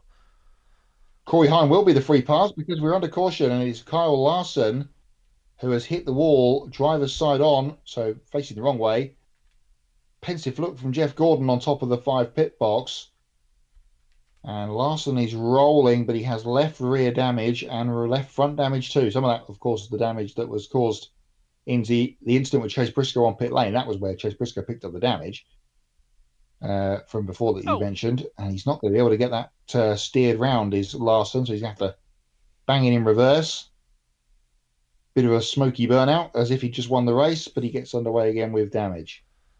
Larson, who has taken 2 trophies from Texas. Oh, my goodness, and he's hit the wall. He just cannot steer that car, and now he's basically riding the inside wall. He's doing the opposite Ross Chastain here. As I said, he's taken 2 checkered flags here at Texas, Matt. One at a points-paying race in October of 2021. On his way to the championship. Yeah, on his way to the championship. He also won the first time the All-Star race was at Texas earlier that year. All by himself, Matt, when he just lost it. Yeah, riding on board with AJ Allmendinger with the Fox cameras and just, looped it around pretty much in the middle of turn 2 and ended up backwards up into the wall. And this was just before. Oh, wow. This is not good viewing from my standpoint. The 5 of the 97 got together, and perhaps they are saying he had the left rear down from that contact, which then pitched him into a spin. So Larson has made it back to pit road, but with how long it took him to get the car pointed, he has gone a lap down. We mentioned Corey Heim does get the free pass. And, wow, I figured we would probably end this stage under caution, Matt, but apparently the leaders don't think we will, because Elliott and Hamlin at the front of the field have come to pit road. Just about everyone's come to pit road here, so they're pretty confident that we're going to get a restart, but Brad Keselowski is still on the racetrack. 4 tyres for the 9. They have just completed their stop, and he rolls away. So good stop there for Alan Gustafson's crew. Denny Hamlin down and away. He's got a quick exit out. No empty pit box in front of him. Chase Elliott's going to win the race off pit road from Denny Hamlin and then Chris Buescher. Reddick finally gets around Ricky Stenhouse Jr. He's got Suarez behind him. Stenhouse is in the next group. And the rest of the field exit pit road. But Chase Elliott then will be the first car on fresh boots here when we get a restart. This might be a bit of a chance for some people to flip this stage here in a kind of like we saw at the end of stage 1. Yeah. Well, again, something that we talk about a lot around here, the length of cautions these days. I'm surprised that these guys believe that we're going to get a restart because we're sitting at 4 to go now. And who knows, maybe we don't get a restart and they're fine giving up the stage points. But you know who wasn't fine with giving up the stage points if we don't get a restart is Jeremy Bullins and Brad Keselowski, leaving that 6 car on pit road. Or off pit road, I should say. Wow. Coming to 3 to go in the stage right here. And with Kyle Larson and Joey Logano both finding issues today, Matt, Fox brings up their graphic of winless routes for these 2 drivers. Logano, as we said, tomorrow will be 1 full calendar year since Logano's last win, and Kyle Larson is approaching a full year since his last win, which was the spring Kansas race of last year. Yeah, 14 different drivers have won since either of those guys have. So they are really in the mire. Corey Heim has been back in, and he will take another service. Oh, what's going on here? This is Ryan Blaney pit lane cam again, and as you can see if you're watching the pictures, he's got absolutely no chance of getting out of his pit box because Eric Jones is parked at 45 degrees in front of him, so they have to back up the 12 and get him away. So that's pit lane skirmish number 2 for the 12. He's actually come back down and topped off by the looks of things under this last lap through. In fact, when we race at Watkins Glen next Sunday, Matt, May 10th, will be 1 calendar year for Larson since his last win. Now, remind you, he's won a championship since then.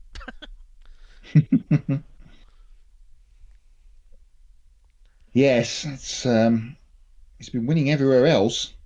Yes. As Larson in high limit and the O'Reilly series a couple of weeks ago, I seem to remember he picked up a win, didn't he? So no, he won yesterday here. Oh, there you go. Hot lap incoming. A hot lap incoming. I'm just getting myself prepared for that. to do at the end of stage 2. If you're new to us, we do you heard at the end of stage 1, we do the On This Day in Racing. We'll do a whip around of what's happened around the motorsports world this weekend at the end of stage 2. So if you don't want to hear the results, look away, step away, and or turn your speakers down now. But not quite yet, because we're going to have a one-lap shootout for the stage. Denny Hamlin having PTSD, looking out his rearview mirror as a caution comes out and has 2 RFK cars that stayed out in front of him. Yeah. One lap. You would like to make light work of this, and just for even more Denny Hamlin-ness, to his left elbow, Chase Elliott. Yes. So one lap to decide the stage. RFK teammates on the front row. Brad Keselowski and Ryan Preece did not pit. Trying to do what Eric Jones did in stage 1, choose not to pit and steal a stage win away. Keselowski on the inside of row 1 will be the control car, with Preece to his right. Everyone else took 4 tires. There were no 2-tire takers this time from what we saw. So right behind those RFK cars, Chase Elliott, Denny Hamlin, Tyler Reddick, Chris Buescher, then Daniel Suarez, Riley Herbst, Ricky Stenhouse Jr., talking about him trying to get stage points again, and Carson Hocevar. Corvette pace car to pit road, crowd to their feet. We don't get one-lap sprints to a checkered flag anymore, but we will have a one-lap sprint to the green and white checkered flag. Green flag in the air, really good restart for Keselowski. Perhaps the RFK boys work together on that restart as Preece falls in line behind Brad, but as they get to the corner, Chase Elliott charges up on both of them.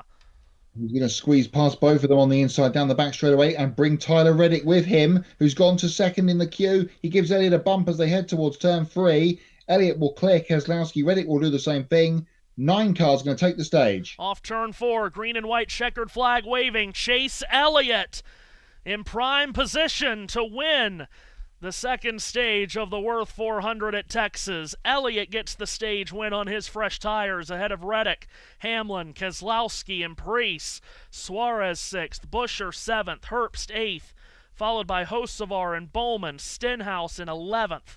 Just misses out on a point, but it is stage points for Keselowski, who came in 10th in the championship standings. So big points for him. He scores, 8 stage points with a 3rd place finish. Stage 2 in the books of the Wurth 400. Chase Elliott trying to get things turned around for Hendrick Motorsports and Chevrolet. Of course, Elliott does already have a win this season at Martinsville, Matt. Now he has a stage win, and now we enter into the final stage of the race. Final stage today is 102 laps. We'll burn some of those laps under this caution, of course, as we get ready for the final stage in Texas, as we strike 5:30 on the East Coast. See how quick this final stage will be. Matt will take you through the hot lap. Busy weekend of motorsport around the world. And as I said before, if you don't want to find out a result of something that may or may not have happened over the weekend, then tune away now for the next couple of minutes.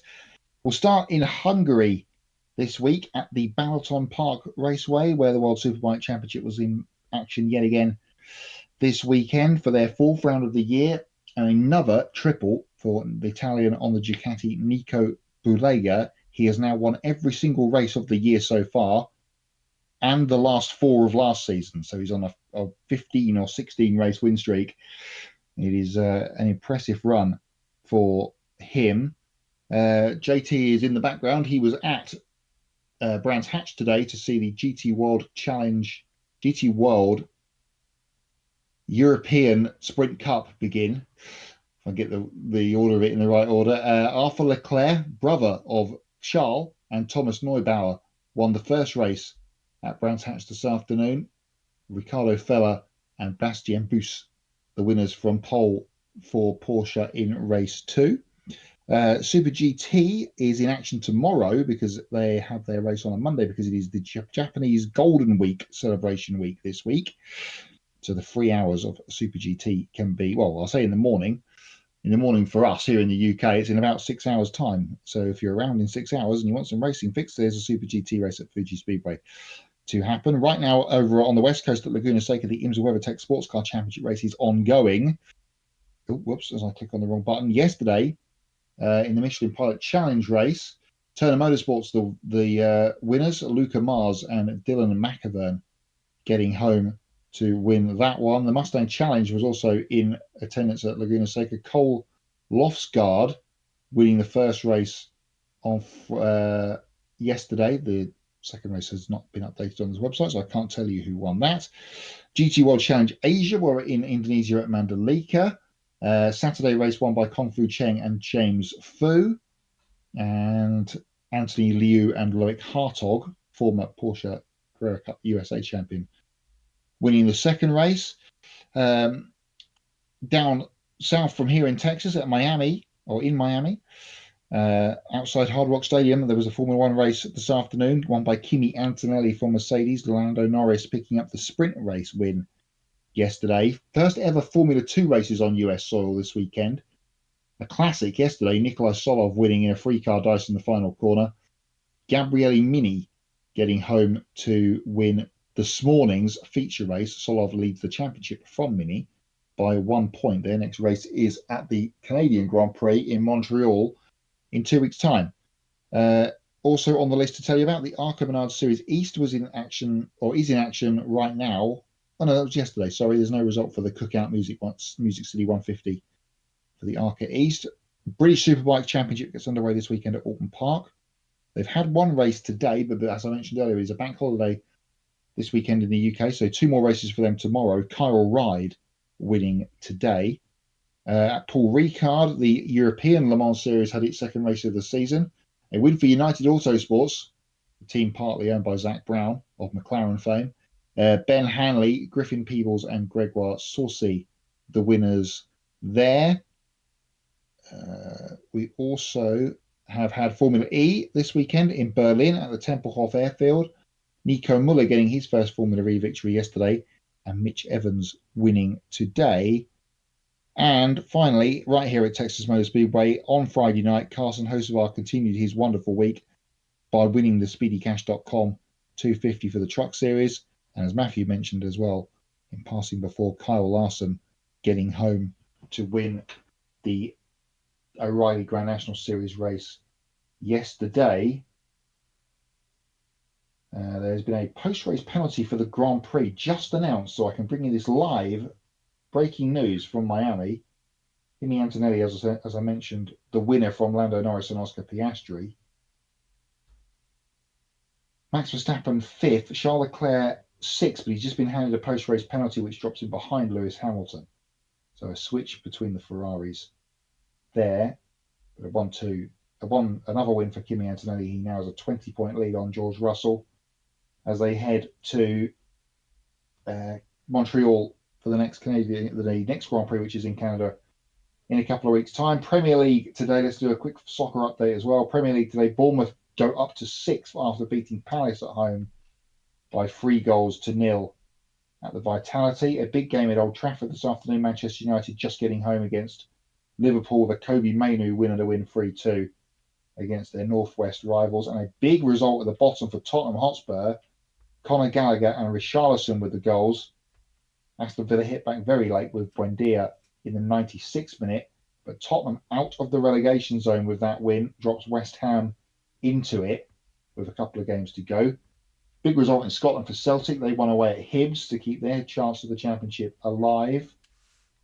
In La Liga today, Real Madrid have beaten Espanyol by 2-0. Double for Vinny Jr.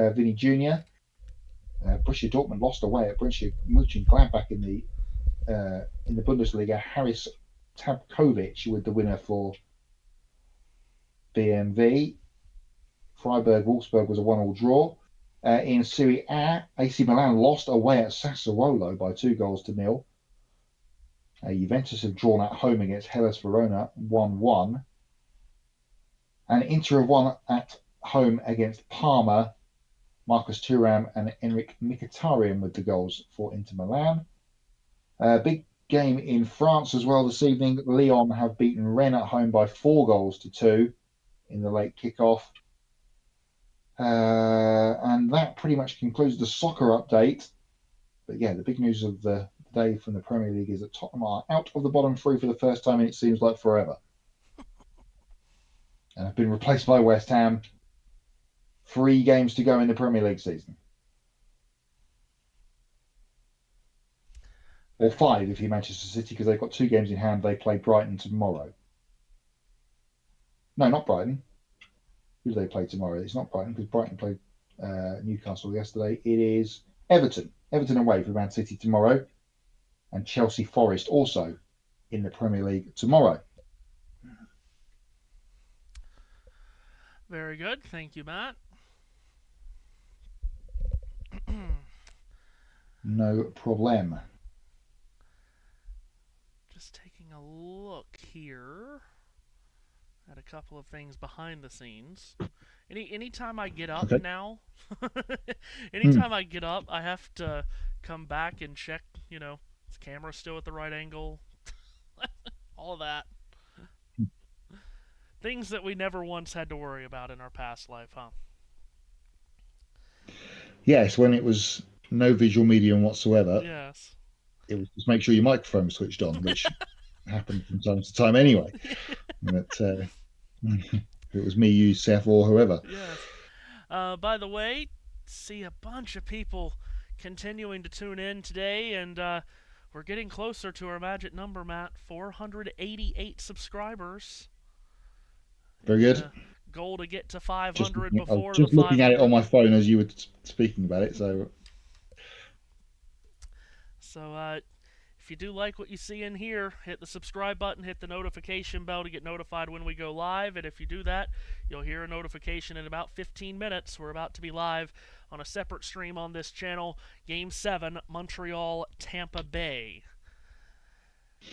Lights are out atop the Chevrolet Corvette pace car. We're coming to the green flag to get the final stage here at Texas started. Chase Elliott, the leader and control car on the inside of row 1 to his outside. Championship leader Tyler Reddick. Green flag is unfurled in front of the field, and we are underway. The final stage, and inside 100 to go in Texas with Denny Hamlin shoving the daylights out of Chase Elliott going into the corner. Got Elliott unstable, Matt, and Tyler Reddick trying to take the lead from him. I'll be side by side down the back straightaway with Reddick with a slight nose in front, dodging and weaving going on in the background. Carsten Hocevar throwing a huge block on somebody. I believe it was Alex Bowman. Elliott, though, powers his way to the lead. Byron up, Elliott off of turn 4. It was Byron who Hocevar threw the big block on. Elliott leads across the line. Reddick falls in line second. Hamlin third. The very fast, short-running car of Daniel Suarez in fourth. And Riley Herbst up to fifth. There is Byron trying to get around Ricky Stenhouse Jr. on the outside, and does do so. Chastain in close attendance behind these guys. This is the back end of the top 10. And Stenhouse had to get out of it there because he was right up behind Byron as they headed towards turn 3. Leaders clear turn 4 as going way low on the exit of the corner went John Hunter Nemechek to try to make a pass. He's to the inside of Ross Chastain. Also back there, Darrell Wallace Jr. has been spending all day trying to make up for his starting position on the last row of the grid, Matt. And then Kyle Busch, who we talked about a lot in Stage 1, and then none in Stage 2. Yeah, he's just outside the top 10 at the moment, so we'll keep an eye on how his afternoon continues to roll. 14th at the moment as the leaders flash back across the start-finish line. If we were to get an overtime finish or a caution with like 10 laps to go or so, and Daniel Suarez is towards the front, might take him to win, Matt. Really good short-run speed here. Yeah, and he'd be desperate to get a win in the column. A little bit further behind him, Alex Bowman trying to get 6th position away from Riley Herbst. They're side by side in turn 3. Bowman with a nose in front. We try and squeeze Riley up. Bowman and Herbst elbow to elbow here as they come across the line. Herbst with a nose in front. The violet and teal colors of the Ally 48 back to his inside. Good run for Bowman last week, Matt, at Talladega. Yeah, it really was. And he's just out for wins for the rest of the season after his injury layoff. Here is Kyle Busch. Just been mentioning him, and he's going to try and wrestle 11th away from Ross Chastain. And looks like he'll try. Well, we will do it off of 4, but Chastain holds in. Bow ties all around here with Stenhouse just ahead of this Chastain and Busch battle. And with those two going side by side, Toyota's John Hunter Nemechek and Darrell Wallace Jr. get a huge run up on them. Yeah, didn't have anywhere to go with it, though, when they got the run, which we've seen a fair few times today. Chastain clears Bush for the moment to stay inside 11th position as they head back to turn 3. Not missing anything at the front as Wallace now tries to wind one up around the outside of JHM. Now, Wallace has not been in the top 10 Love yet it. today after starting in the last row of the grid, but he makes the pass on Nemechek, getting him ever closer to the top 10. 13th now for Bubba. Yeah, good pass there from him. So we've lost a couple of Camrys out of the race today.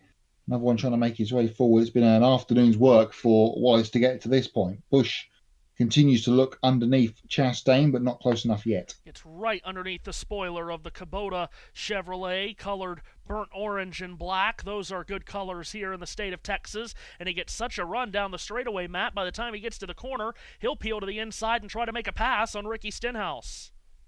Yeah, just one of those where, okay, I'm going to have to make the pass. I've got such a good run, and has done. Oh, Bubba Wallace has got a passenger on the front grille of his Camry, and not a welcome one either. Bit of rubbish debris in the front of the 23. Stenhouse way up the banking on the exit of turn 4. Not sure if he clipped the wall or not, but he certainly loses that position to Kyle Busch. So down 2 places that lap goes Stenhouse as he backslides to the 12th spot. Yeah, if he didn't get the wall, he was mighty close to doing so. So we'll keep an eye on Wallace here. If he can get that passenger off the front of the Camry, that would be beneficial to him and his coolant temperatures as Alex Bowman continues to make way through the field. He's up in a 6th now. And running some fast laps, faster than the leader Chase Elliott that last time around. Be good to see Alex pick up a victory at some point this season after the troubled season he's had, and perhaps on job watch for everybody through the summer to see if he is going to get replaced in that 48 car for next year. Here is Wallace getting past Stenhouse. That is for 11th place. So and Wallace, he's got rid of that crash on the grill. Yep, so Wallace makes the move. Stenhouse backslides again. Speaking of Bowman, Matt, 3rd place finish at Talladega last week was his first top 10 of the season. Remember, he missed those 4 races with symptoms of vertigo, missing Phoenix, Las Vegas, Darlington, and Martinsville. But prior to Talladega last week, not a single finish better than 18th. So that 3rd at Talladega had to really replenish the energy both for driver and team in that Ally 48 camp, and now here he's come to Texas running top 10 today and in position to maybe battle for the win depending on how circumstances go these last 80 laps or so. Yeah, and trouble for his teammates so far today, a couple of them. Byron had his spin earlier on, and Larson, of course, as we talked about, has found the wall. So it'd be good to see a double of Hendrick Motorsports cars inside the top 10, one of them being Bowman, running in a comfortable 6th for the moment. Yep. Elliott, of course, leading in a Chevrolet. Suarez in 4th. Meanwhile, Corey Heim, who's led the most laps in this race today, got the free pass at the last caution, then got lucky that there was a restart before the stage ended, Matt, because that meant that he could be a part of the choose for the restart to begin this stage. So that really all worked out well for Corey. He's climbed to 23rd. I chuckled because just as we cut to him, he was slicing and dicing, trying to get through on Brad Kay. That battle continues through the middle of turns 3 and 4. Heim on the outside will clear the 6. Yeah, Corey Heim has a good piece underneath him today, no doubt about that. So he clears Keselowski. Heim to the 23rd position. Oh, but he gets in the wake of Ty Dillon off the top of turn 2, Matt, and had to really bail out of the throttle. Keselowski will get right back by. Yeah, had to get way out of it there, and loss of momentum. A bit further forward, Chastain trying to hang on to 10th place. He's actually just taken 9th away from William Byron.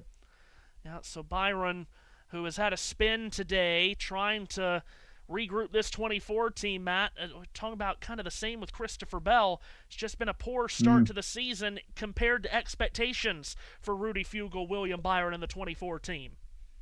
Yeah, it's just one of those where the offense comes on the field a couple of times and they hit a couple of free outs and just can't get anything going. Bell and Byron kind of in that same boat to begin the year, just have not had really. Bell was okay at Kansas a couple of weeks ago, but no real race-winning speed at all from the 24. We just really haven't spoken too much about them. Hopefully they can turn things around as we head into this summer stretch. Kyle Busch continues now, got around Byron, and now will set his sights again on Chastain. Both of these guys moving through the order. We will send the money jar to turn 3 for Matt to put $1 in for the stick and ball reference in motorsports. Well, motor and wheel, as you like to call it. Heim did get around Ty Dillon, but now he and Keselowski are side by side again for what is now a battle for 22nd. Heim looks like he has completed that pass. Well, he's just ahead of Keselowski, isn't he? Only just. I thought you'd be proud of me for using an NFL analogy on that one. But, I'm never the one that hates it, but it's everybody else that seems to just throw an absolute fit when you do that. Listen, no more of an all-sport person here than me. No off-season on the network and no off-season for me. Yep, that's becoming the phrase here at the Ultimate Sports Team. No off-season. And AJ Allmendinger has just got around Zane Smith. This is a battle going on way down the field. Both of them have been further forward than they are currently running today. Yeah, speaking of, we introduce a new sport, or a new league at least, to the channel next week. Next Saturday, our WNBA coverage begins for the season, 1 p.m. Eastern Time. Caitlin Clark and the Indiana Fever hosting #1 overall pick AZ Fudd and the Dallas Wings as the WNBA season tips off next Saturday here on the channel. First time we'll ever have a WNBA game, not only on this channel, Matt, but any iteration of our past platform. Welcome, as I'm sure the one that we love so much, as Benny Parsons would say, welcome to the W.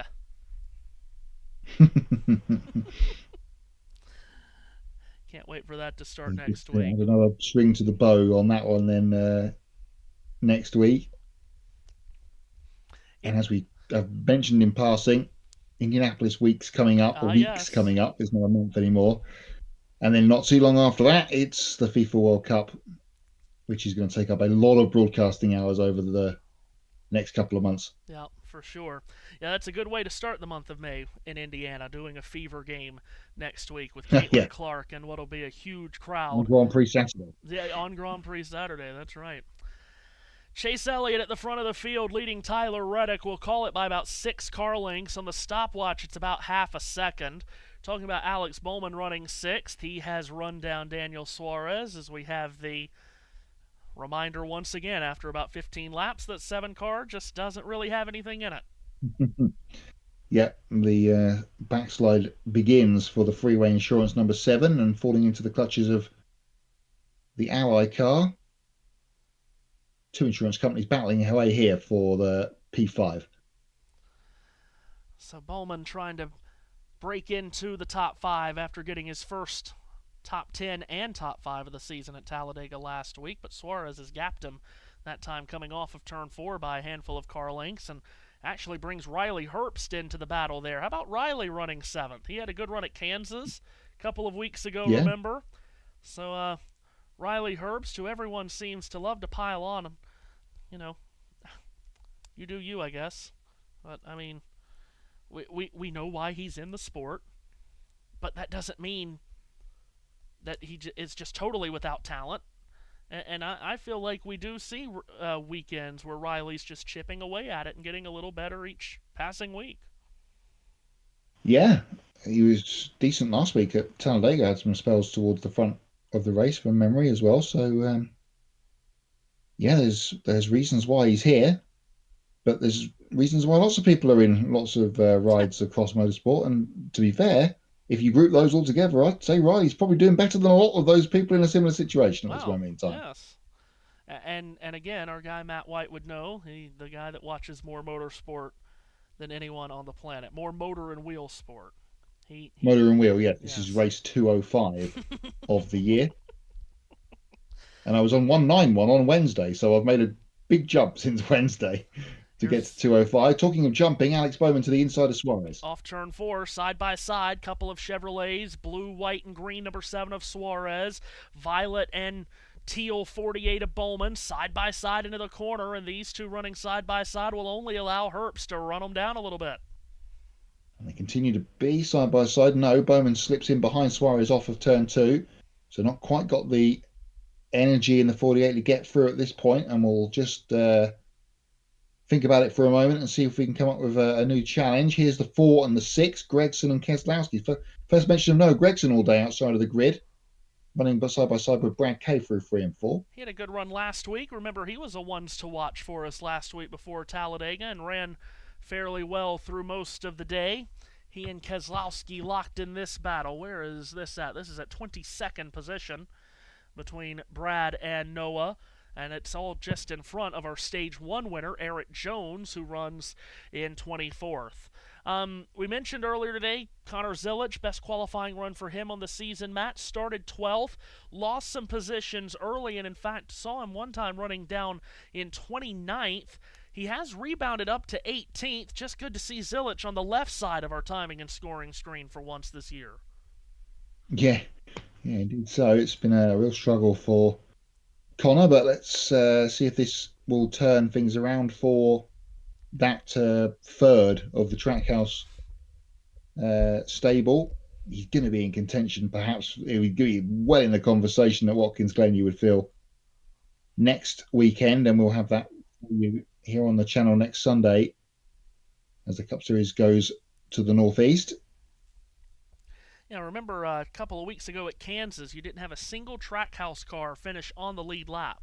And nothing happened to them. They weren't in a crash, didn't have mechanical issues. They ran the whole race, but all 3 of them finished off the lead lap. Now you look on your screen, and all 3 of them are at least on the left side, and that's where you want to be on timing and scoring, on the left. Ross Chastain in 9th, Shane Van Gisbergen in 16th, Connor Zilic 18th. That's more like it, Matt. They don't have to all be in the top 10 every single week, but you would like to see, for a team like Trackhouse, all of them in the top 20 at least. Yeah, SVG, we haven't really mentioned at all. He didn't have a very good qualifying, but he has come forward as the day has gone on. So we talked a lot about Chastain. He's been in and around the top 10, and he's on the hunt now as he looks to try and get past Carson Hocevar for 8th. But it's beginning to turn around, perhaps for Justin Marks and everyone at Trackhouse, as Chastain tries to hunt down Hocevar for this 8th position. And we're inside the last 65 laps or so here at Texas Motor Speedway. Kyle Busch in this battle as well. Brings to question here, Matt, as we do work with 64 laps to go. When do we think we'll see cars on pit road for the last time? Because that could be a tricky proposition, because most of the day your laps on or your runs on tires have been between 35 and 45 laps. But do you want to pit early knowing that you could be stuck out there after a pit stop and you could get a caution with still a lot of laps on the other end? I think it'll be interesting to see when crew chiefs start calling their drivers to pit road here.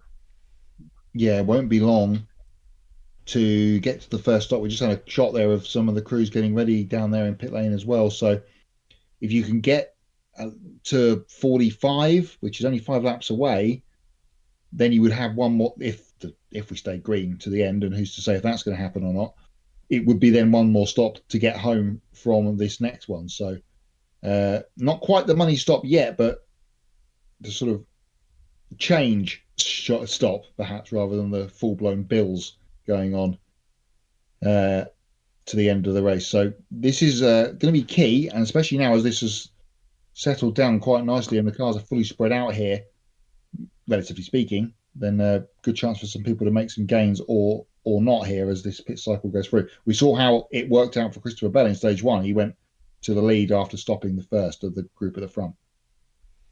Yeah, absolutely right. Didn't work out well for him in the end, but it did work out for him at the time to get to the lead. And of course, if he hadn't been in the lead, he may not have ended up being collected by the spinning Todd Gilliland. Yeah, exactly right. Chase Elliott still at the front and leading by about 1.5 seconds now on Tyler Reddick. And in fact, Matt, Chase Elliott in this run has taken the fastest lap of the race away from Corey Heim. So Chase Elliott, the fastest car on the racetrack through the majority of this run, leading the field, looking for his 2nd win of the season. Won at Martinsville earlier this year. You'd think a Hendrick car winning at Martinsville, nothing special about that, but they weren't really one of the best 5 or even 10 cars there. They did that on an Alan Gustafson strategy call. Nine's been towards the front for most of the day, and he looks very strong here, trying to win a race on full speed and pace. And how huge that would be for Hendrick Motorsports and Chevrolet as a whole to win a race at a track like this after they have really struggled on the, as we like to call it, the meat and potato tracks of the circuit so far this year. Yeah, and with a couple of the team cars having some issues, although, of course, Byron has bounced back, but Larson out of Dodge. In a change from the complete normal, Ricky Stenhouse Jr. has kicked off the pit cycle. He's normally the guy that stays out last, but he's already been in a couple of laps ago, so we are at the front end here of this second to last pit stop of the day. So Stenhouse hits pit road. And we'll see when more of the leaders start to hit pit road. All of the drivers in the top 15 have been on the tires that they're on now for 49 laps. And that right there, Matt, is about what they've run most of the day. So we really don't have Byron in. Byron coming in this time, you're right. We really don't have a notebook on what these tires do around this track at about the 50-lap mark and beyond. Yeah, indeed so. So we're getting that live experiment happening now. Ross Chastain also in this lap along with William Byron. So a couple of other guys from the edges of the top 10 making their stop. So Chastain and Byron, service complete on the Valvoline Chevrolet of Byron. Waiting on fuel there for Chastain because this run, if it were to go green throughout, would be north of 50 laps. He is away. Now, other cars coming to pit road this lap include Kyle Busch, Austin Cindric, Alex Bowman, and Austin Dillon. Chase Elliott passes up pit entry on the racetrack. Eric Jones also on pit road this lap, as Elliott will make another lap. And why not, Matt? His car's working well in comparison to who he's racing with. He's added to his lead on Tyler Reddick in the last few laps from 1.5 to 2.1 seconds. Yeah, starting to stretch out at the front, and it's not really, you couldn't even say it was traffic related either. So this is all on pure pace between the two leaders. A couple more people coming in here at the top end of the shot. Connor Zilic is one of them. Ryan Preece is another. Ty Dillon, Zane Smith in the Speedy Cash Ford this week for Smith. Of course, Speedy Cash, the title sponsor of the truck race here Friday night. And Ross Chastain talking about Trackhouse and their good day. Chastain has just received word he'll have to come back down pit road. He was too fast entering pit road, and he'll serve a penalty. He's on pit road this lap to serve that penalty along with his teammate Shane Van Gisbergen, who comes in for his final scheduled stop of the day. Who is that coming in onto pit road? Way far away from the camera, good heavens. Chris Buescher. Chris Buescher. Who would, of few course, white-fronted cars in the race this week, so it's hard to pick them out on a dead-on shot. But Buescher will bring the fifth third at number 17 to the attention of the RFK crew. Right-hand side tyres done, fuel going in, and left side tyres complete. No waiting on fuel for the 17. He's done and away, and both the leaders are in, Matt. Yep, Chase Elliott and Tyler Reddick coming to pit road. Reddick not beating Elliott to pit road, which you would have thought they would want to do on the 45 to get an extra lap or two on fresher tires, but instead they pit on the same lap. They need a clean stop in the 9, and they got a clean stop, Matt, but boy, they were not waiting on fuel with 52 to go. They dropped the jack and sent Chase away. Will they wait on fuel for the 45? No, Tyler's away as well with the drop of the jack. So those two done and gone from pit lane. We'll keep an eye out for any penalties, as always. Denny Hamlin in this time, who would have been the leader. Riley Herbst now assumes the lead in the 35. Hamlin pulls in, and he will have right-hand side tyres done cleanly. They swing around to the left-hand side of their progressive Camry.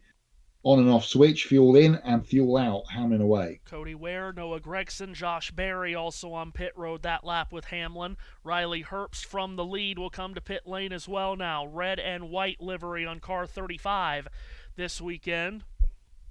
And here comes Riley To the attention of the 2311 pit crew, clean entry into the box, stops right at his marks. Right side tires already off and on. Darrell Wallace Jr., Herp's teammate on pit road, as Herp's team goes to work on the left sides. They will wait for fuel here, and Herbst is away. Chase Elliott, by the way, did come out on the racetrack, still ahead of Tyler Reddick, and the gap on timing and scoring, as you can see, is about 2.5 seconds. No calls for penalties yet on any of the leaders. Carson Hocevar now leads the race. Remember, he stayed out longer than just about anyone on the first set of green flag pit stops at the start of the day, Matt. Staying out long here, he's turned 58 laps on this tire and fuel run. So too is Ryan Blaney, Corey Heim, Brad Keselowski, and Chase Briscoe. Those are the 5 we're waiting to get to pit road. And they would like a caution. 5 seconds ahead of Blaney. 5 seconds ahead of Blaney as well for Hocevar, so got plenty of cushion behind him. He's going to have Ross Chastain monstering him through the middle of 1 and 2, and he gives him a fair wide berth as Carson lets the number 1 Kubota car go through. Only 11 cars on the lead lap. If there was a caution right now, that would throw the proverbial cat amongst the pigeons. Hocevar way up in the high groove through 3 and 4, stays out for 1 more lap. He also had his hand out the window down the backstretch. I thought that was meaning we would see him on pit road, but he's not. So Carson stays out. You're right. They would like a caution, these first 5 here. Certainly would. And I mean, right about now. They don't want to go too much longer. As Brad Keselowski throws in the towel and waiting for that caution to appear. He pits here on this lap. Hocevar stays out 1 more time in the Spectrum Chevrolet. Trying to go back-to-back, of course. We would have to get the crack research team on. How many times, if ever, has a driver won his first career race in the Cup Series and then his second career win coming the very next race? I'm going to guess that hasn't happened all that often, if ever. It certainly hasn't happened for a very long time.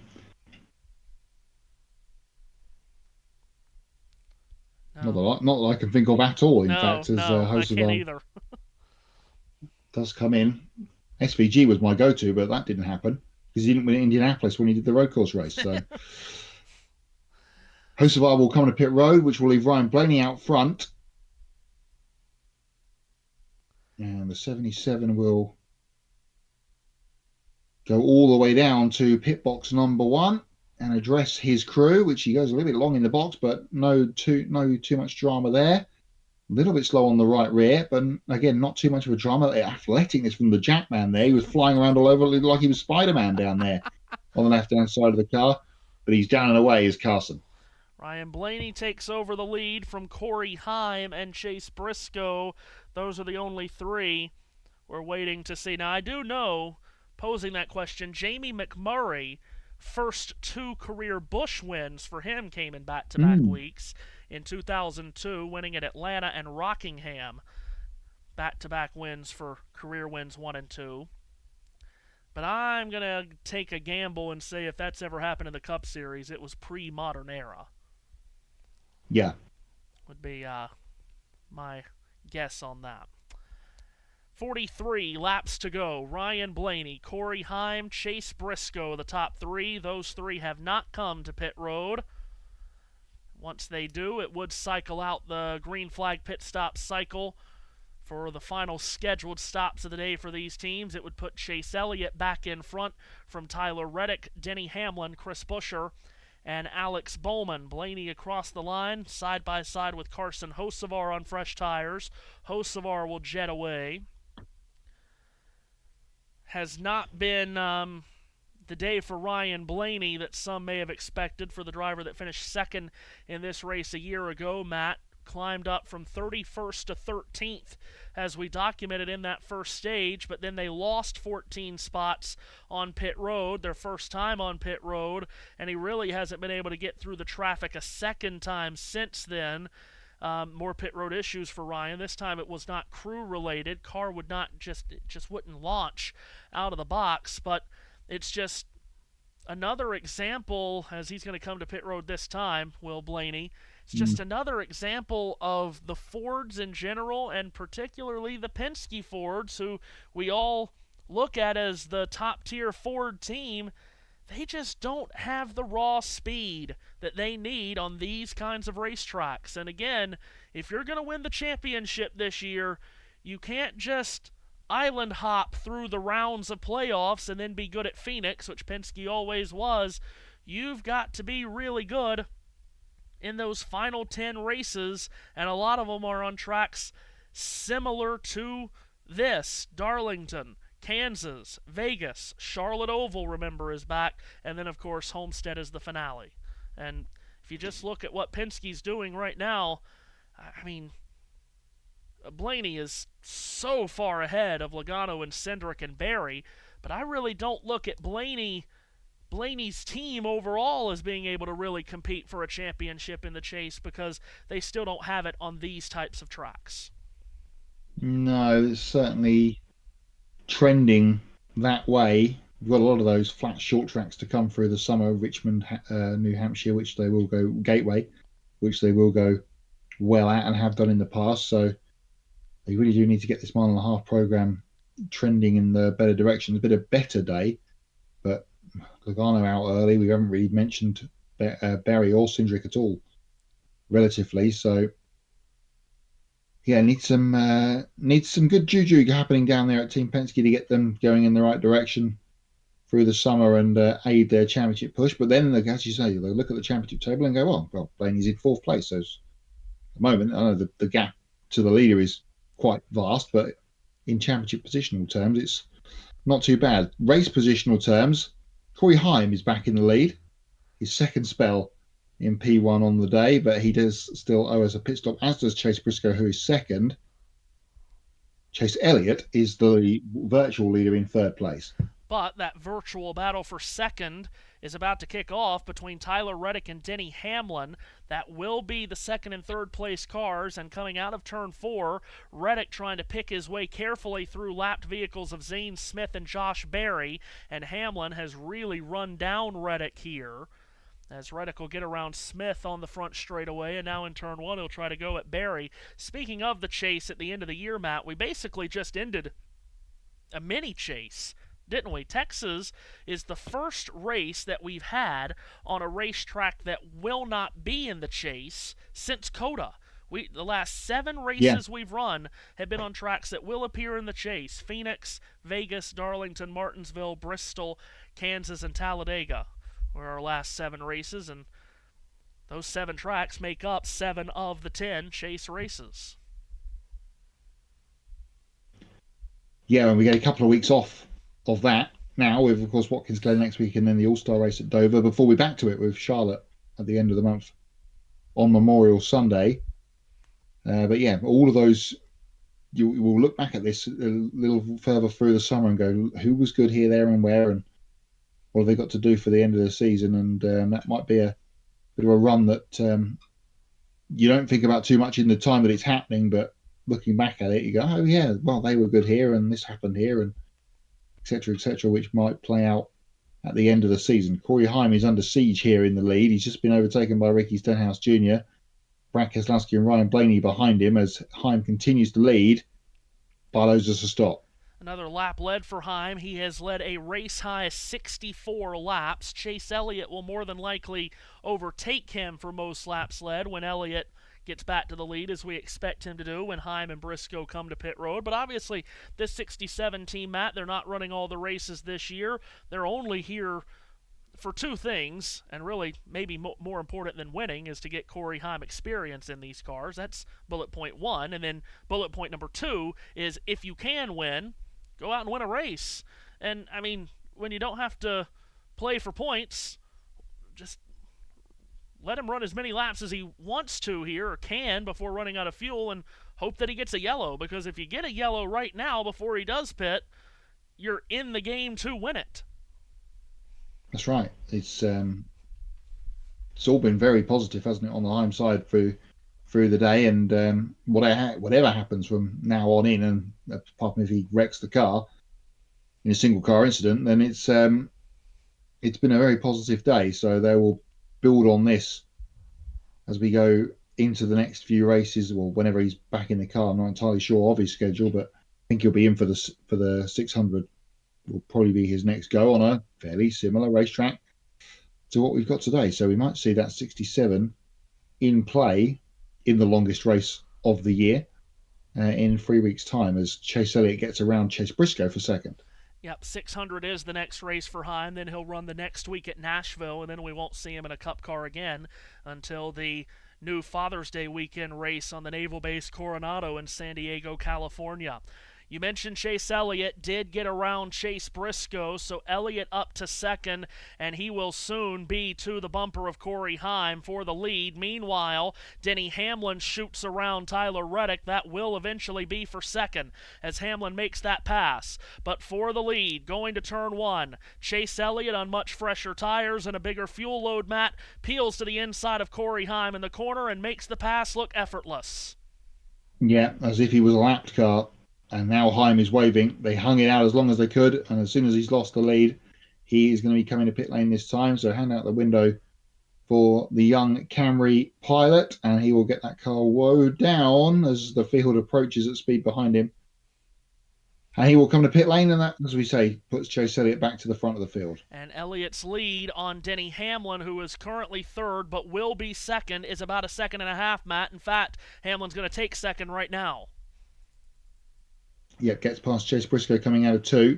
Briscoe also owes us a pit stop too, so he will drop out of this running order shortly, although he's going to get monstered by AJ Allmendinger as well in turn three as AJ is a lap down out of four. Now, what can Hamlin do about Elliott up in front of him? 1.5 seconds the gap. We have had some short sprints to the checkered flag the last few weeks. Of course, Bristol went to overtime. The next week at Kansas went to overtime. Talladega last week didn't go to overtime, Matt, but the final restart came with 3 laps to go. Will we see another late caution to create late restart drama, or will it be a head-to-head match race to the end between Elliott and Hamlin? If it is, we have seen that before. Heck, we've seen it before earlier this year at Martinsville with Hamlin having the dominant car, knocking on the back door of Elliott but could not get through. And, of course, just a couple of weeks ago at Kansas, one of those overtime races I mentioned, Matt, Hamlin stalking Tyler Reddick, got by him, and then coming to the white flag, a car spun right ahead of them.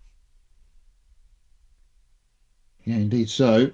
So it's going to be interesting to see how this plays out. And now there's plenty of traffic and people on various laps down around the facility now, which Elliott's going to have to carefully pick his way through. And as we've seen pretty much all day, if you get a momentum loss at any point for a checkup through traffic or whatever else, and someone's behind you, they will be on you fairly quickly. And the laps are winding down here. It'll be 24 for Chase Elliott as he hits the line, 24 laps in our race. And by the way, the USM race has only got 8 to go to 500. My goodness. Getting there.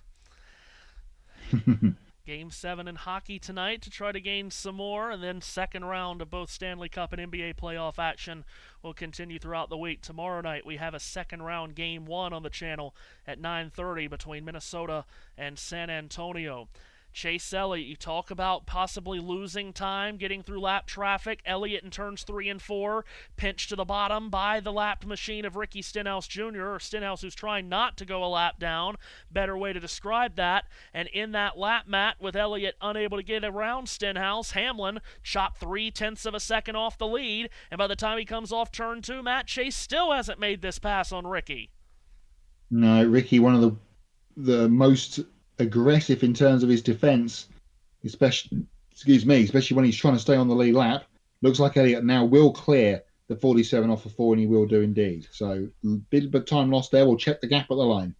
From 1.6, it goes down to 1.5. So Hamlin gained 0.4 of a second in the 2 laps that Elliott was struggling to finish the pass on Stenhouse, but he now has done so. And now, Matt, it looks like he's got fairly clean track. He's got about 10 car lengths before he gets to Brad Keselowski. Yeah, who is now the last man on the lead lap in 20th position.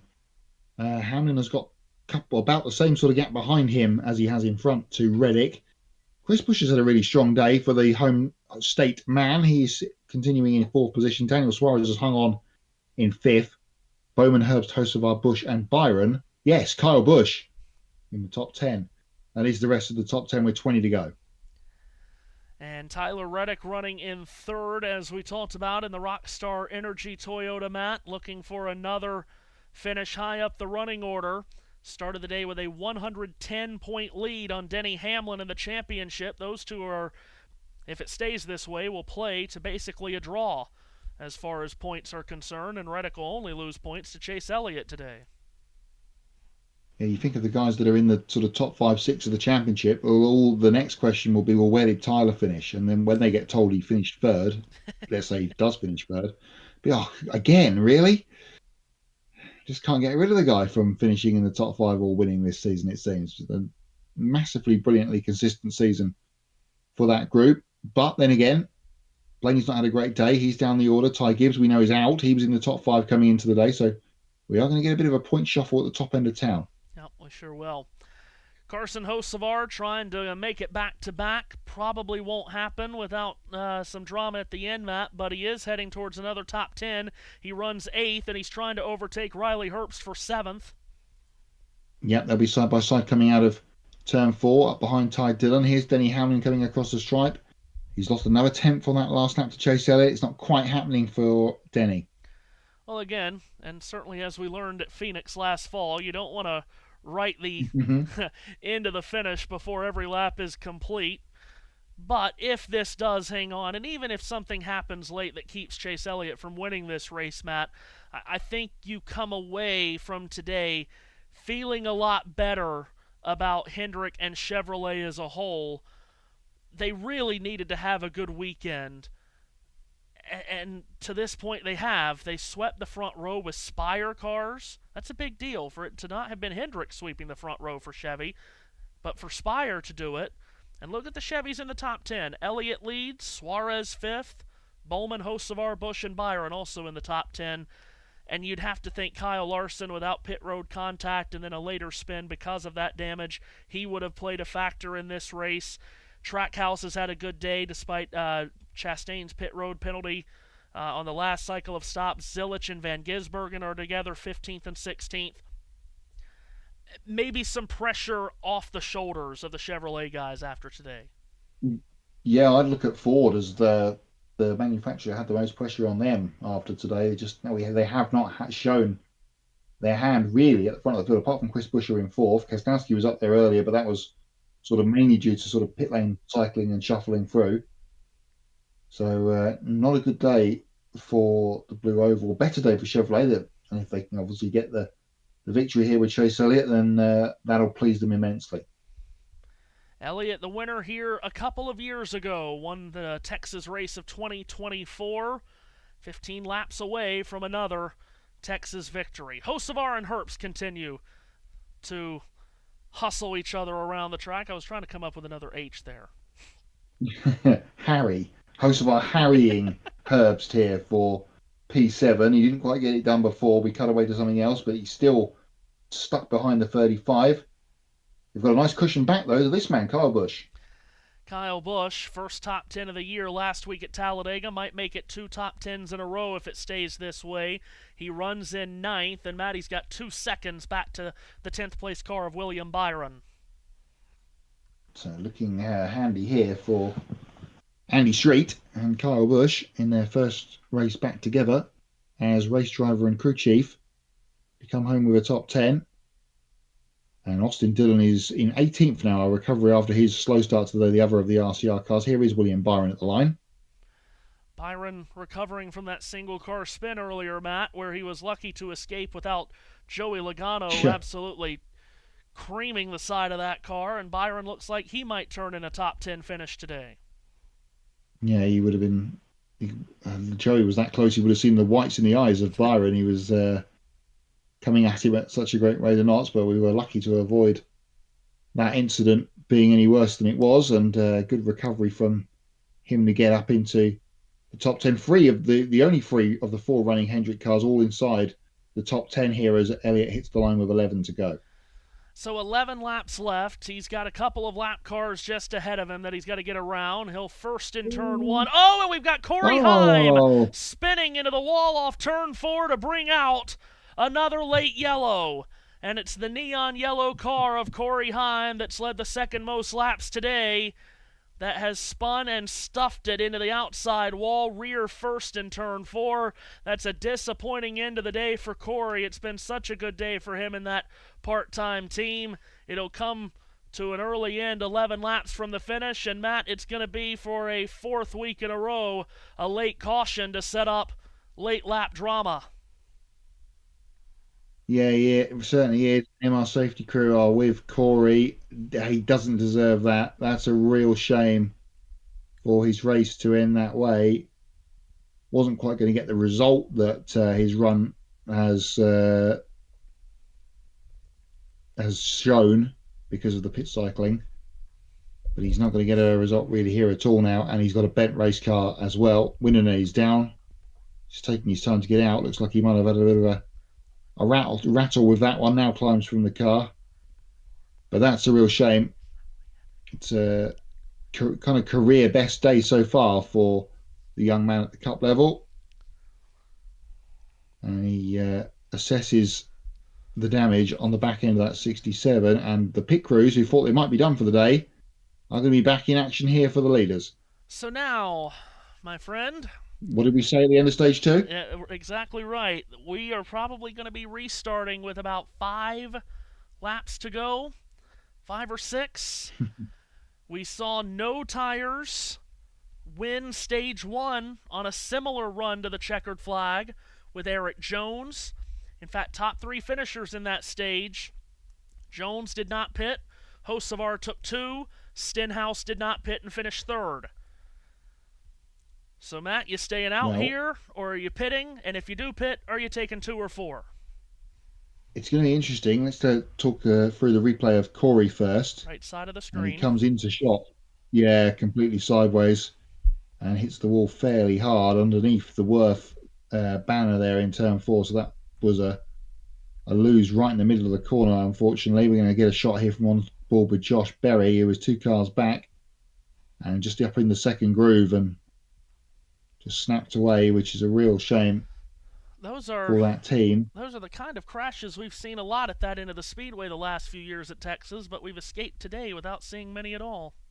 This is just a little bit normally 7th a bit caution further around the corner. Yeah, sorry about that, Matt. Just the 7th caution of the day. 2 for stages, of course. We mentioned Next Gen Era here. We've been averaging 14. Yeah, those crashes normally a bit further around the turn 4 part of the corner. Interesting to see what happens in the pit lane, as you mentioned, but the recovery effort of the 67 is at pit in, so yeah, they won't open the pit lane until we get that cleared away. It'll be 8 to go when the leaders get to the line this time, if they indeed do. Jeff Gordon watching on from on high. He was on the 5 pit box earlier, but I believe he switched his allegiances to the 9. Believe me when I tell you that Jeff Gordon had many, many late cautions cost him wins and good results here at Texas. So it's never the place that gave him the best of luck. Did get a win here in 2009, his only Texas win. If everyone should be open next time around. Yeah, if everyone does come to pit road, or if at least all the leaders come to pit road under this caution, Matt, Chase Elliott and Denny Hamlin, respectively, according to NASCAR Insights, those pit crews rank 2nd and 3rd in the series this year. Tyler Reddick's pit crew, though, ranks 20th in the pit crew rankings. Chris Buescher's ranks 6th. Those are your top 4 runners and their pit crew rankings so far this year. Pit crews ones to watch as we head towards the final set of pit stops. Very good. And Fox have also found a Chase Elliott fan sitting next to a Denny Hamlin fan in the grandstand. Very good. And a woman just with a checkered flag outfit. She's neutral. She's Switzerland here. She's absolutely. She just came for a good show. Don't we all? And she's had one today. It's been a fairly decent race. We could see more fireworks yet, though. Pit crews are ready. Pit lane is about to be open, which will be with 7 to go. So we're probably going to get a restart with 5 to go, maybe 4. But let's get through the pit cycle first, because it looks like everybody is coming. Someone's going to stay out. Ooh, yeah, Chase Elliott and Denny Hamlin stay out. Tyler Reddick from third is the first to pit road. Buescher stays out from fourth. Bowman stays out. So on pit road, Reddick, Suarez, Hocevar, Kyle Busch, Austin Cindric, John Hunter Nemechek. That's a bit surprising there, Matt. Yeah, did expect both of them, if not two of the leaders to come. 2 tyres for Tyler Reddick, he's clear and gone. Suarez the same, Hocevar the same, and Busch and Cindric. So pretty much everybody going with 2 there. But it's the guys that stayed out that now are going to be under the hammer, let's say. Yes. Restarts are so tricky here, Matt, because the front stretch and the run up to turn 1 is so wide. But as we talked about, it's so easy to go over the edge of going too wide through 1 and 2. And then it really funnels down so quickly, the exit of 2 to the back straightaway. But more than likely, remember the end of stage 1 that we were just talking about, how we saw 3 and 4 wide and a lot of helter-skelter stuff. We're probably going to see all of that and more on this restart coming up. The Stetson Adond Trophy is ready in Victory Lane. Question is, who will be lifting it above their head in the next 20-odd minutes' time?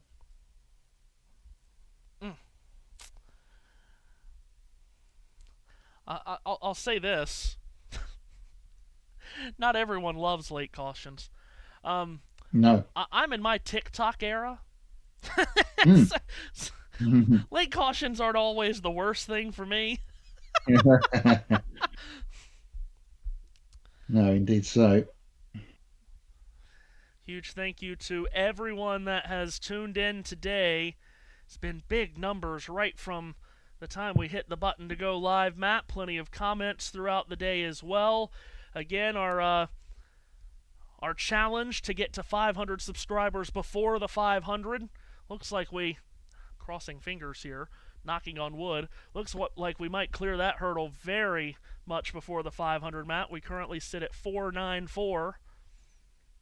Might get that done tonight with hockey and basketball on the channel to come this evening.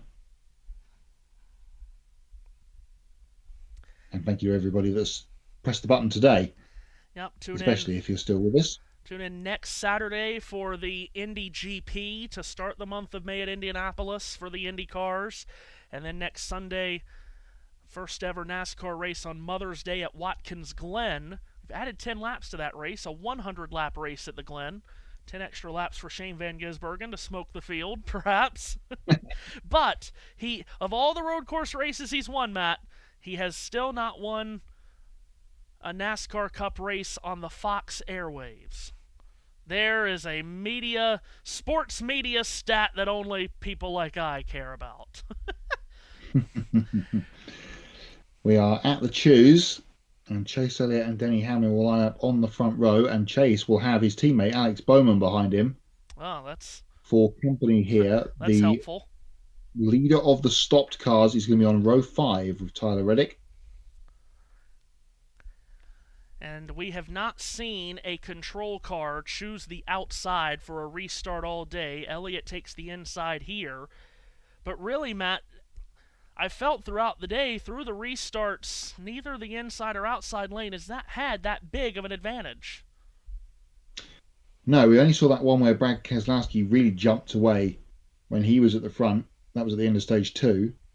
But it's been fairly equal when the tyre offset has not been an issue at the front of the field. So hold on to your Stetsons. This is about to get cowboy wild here in Texas. Green flag will be in the air here for a 4-lap dash to the flag in the Wurth 400. Chase Elliott and Denny Hamlin on the front row. Chris Buescher and Alex Bowman on row 2. Who is about to take home the gunslinging trophy in Texas? Final 4 laps to decide it. Crowd on their feet. Green flag in the air. Denny Hamlin gets a big jump from the outside of row 1. He beat Chase Elliott to the line by a nose. They race to turn 1. Elliott noses back in front. The top 2 sprint away from the rest of the pack. Off turn 2. Matt White, who's got the lead? Chase Elliott does lead down the back straight away from Denny Hamlin. Bowman in 3rd. Busher in 4th. Tyler Reddick was trying to make something happen on the extreme outside on his tyres a little bit further back, but he ran out of room. Off of 4, it is Elliott leading, but here comes Reddick a little bit further back in the field. Reddick charges around the outside of William Byron, takes over that 5th position. Does he have enough time on 2 fresh tires to pass 4 cars? He'll pass 1 in turn 1 here. He easily gets around Chris Busher, but now walks up the banking and loses time. Loses time, loses the position. Busher goes back through again. Elliott is clear of the lead by a couple of car lengths on Hamlin as they head back to 3. Now, what can Reddick do? Byron coming at him from behind. He took tyres as well. A bit further back in the field, Wallace, Blaney and Herbstall line astern. What's Reddick up to in terms of Busher? But at the front, Chase Elliott with 2 laps to go leads Denny Hamlin tenuously by 2 car lengths. Don't think Hamlin's going to have enough speed in him to get near Chase Elliott unless Chase makes a mistake.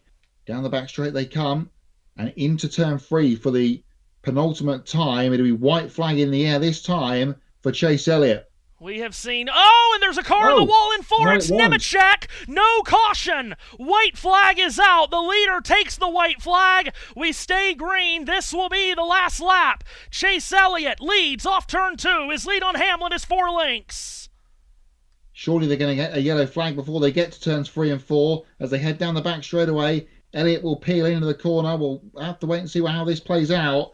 Elliott through 3 and 4 for the final time. Chase Elliott clears turn 4. No pressure at the back door. It is a prime performance and a Texas win for Chase Elliott. His 2nd win of the season. Chase Elliott takes the victory at the Texas Motor Speedway over Denny Hamlin, Alex Bowman, and a fast closing Tyler Reddick finishes 4th. But it's Chase Elliott 2-stepping to Texas victory lane. No late caution to trip them up there was a late caution, but it didn't trip them up this time around for Chase Elliott. And in front of his adoring public here in Texas and Jeff Gordon on top of the 9 pit box, Chevrolet is back in victory lane. It's a sorry looking 42 for JHN on the final lap. Not entirely sure where he's actually come to rest, but on pit road facing the wrong direction, so that's good news. Just the timing of when that happened and the white flag being thrown by the flagman was key. It's a spinning, swirling burnout for Chase Elliott in front of the crowd here on the front straightaway. Chase Elliott gets his 2nd win of the 2026 season. Denny Hamlin has finished 2nd in both of those races after Elliott's win at Martinsville earlier this season. It's his 23rd career victory, his 2nd at Texas, winning here in 2024 as well. In a race where he had to outduel Denny Hamlin and Ross Chastain at the finish. And it will be talked about a lot this week that this is a day that Hendrick Motorsports and Chevrolet really, really needed. 2 Hendrick cars on the podium with Chase Elliott winning and Alex Bowman finishing 3rd for a 2nd week in a row, a 3rd place finish for Bowman. 2 Spire cars in the top 10, Suarez 6th, Hocevar 7th. Ryan Blaney somehow gets a top 10 in 10th, and Darrell Wallace Jr., highest up he had ran all day long, comes at the finish. He comes from the last row of the grid to finish 9th. But it's Chase Elliott with the siren sounding in Georgia, picking up a win in Texas.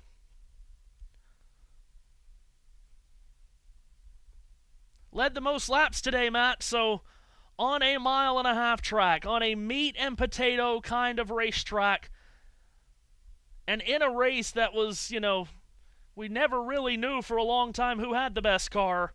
Chase Elliott led the most laps, and he wins the race.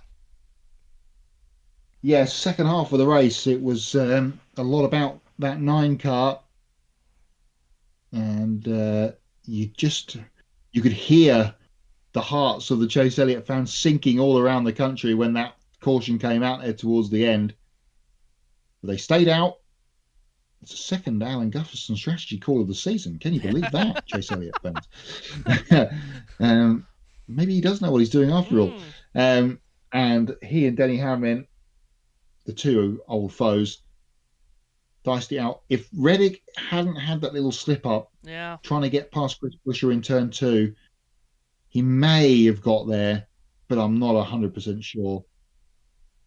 Chase Elliott unbuckling the helmet, then the hands device, getting all that off. And hopefully we'll hear from our race winner and the Fox crew downstairs very shortly.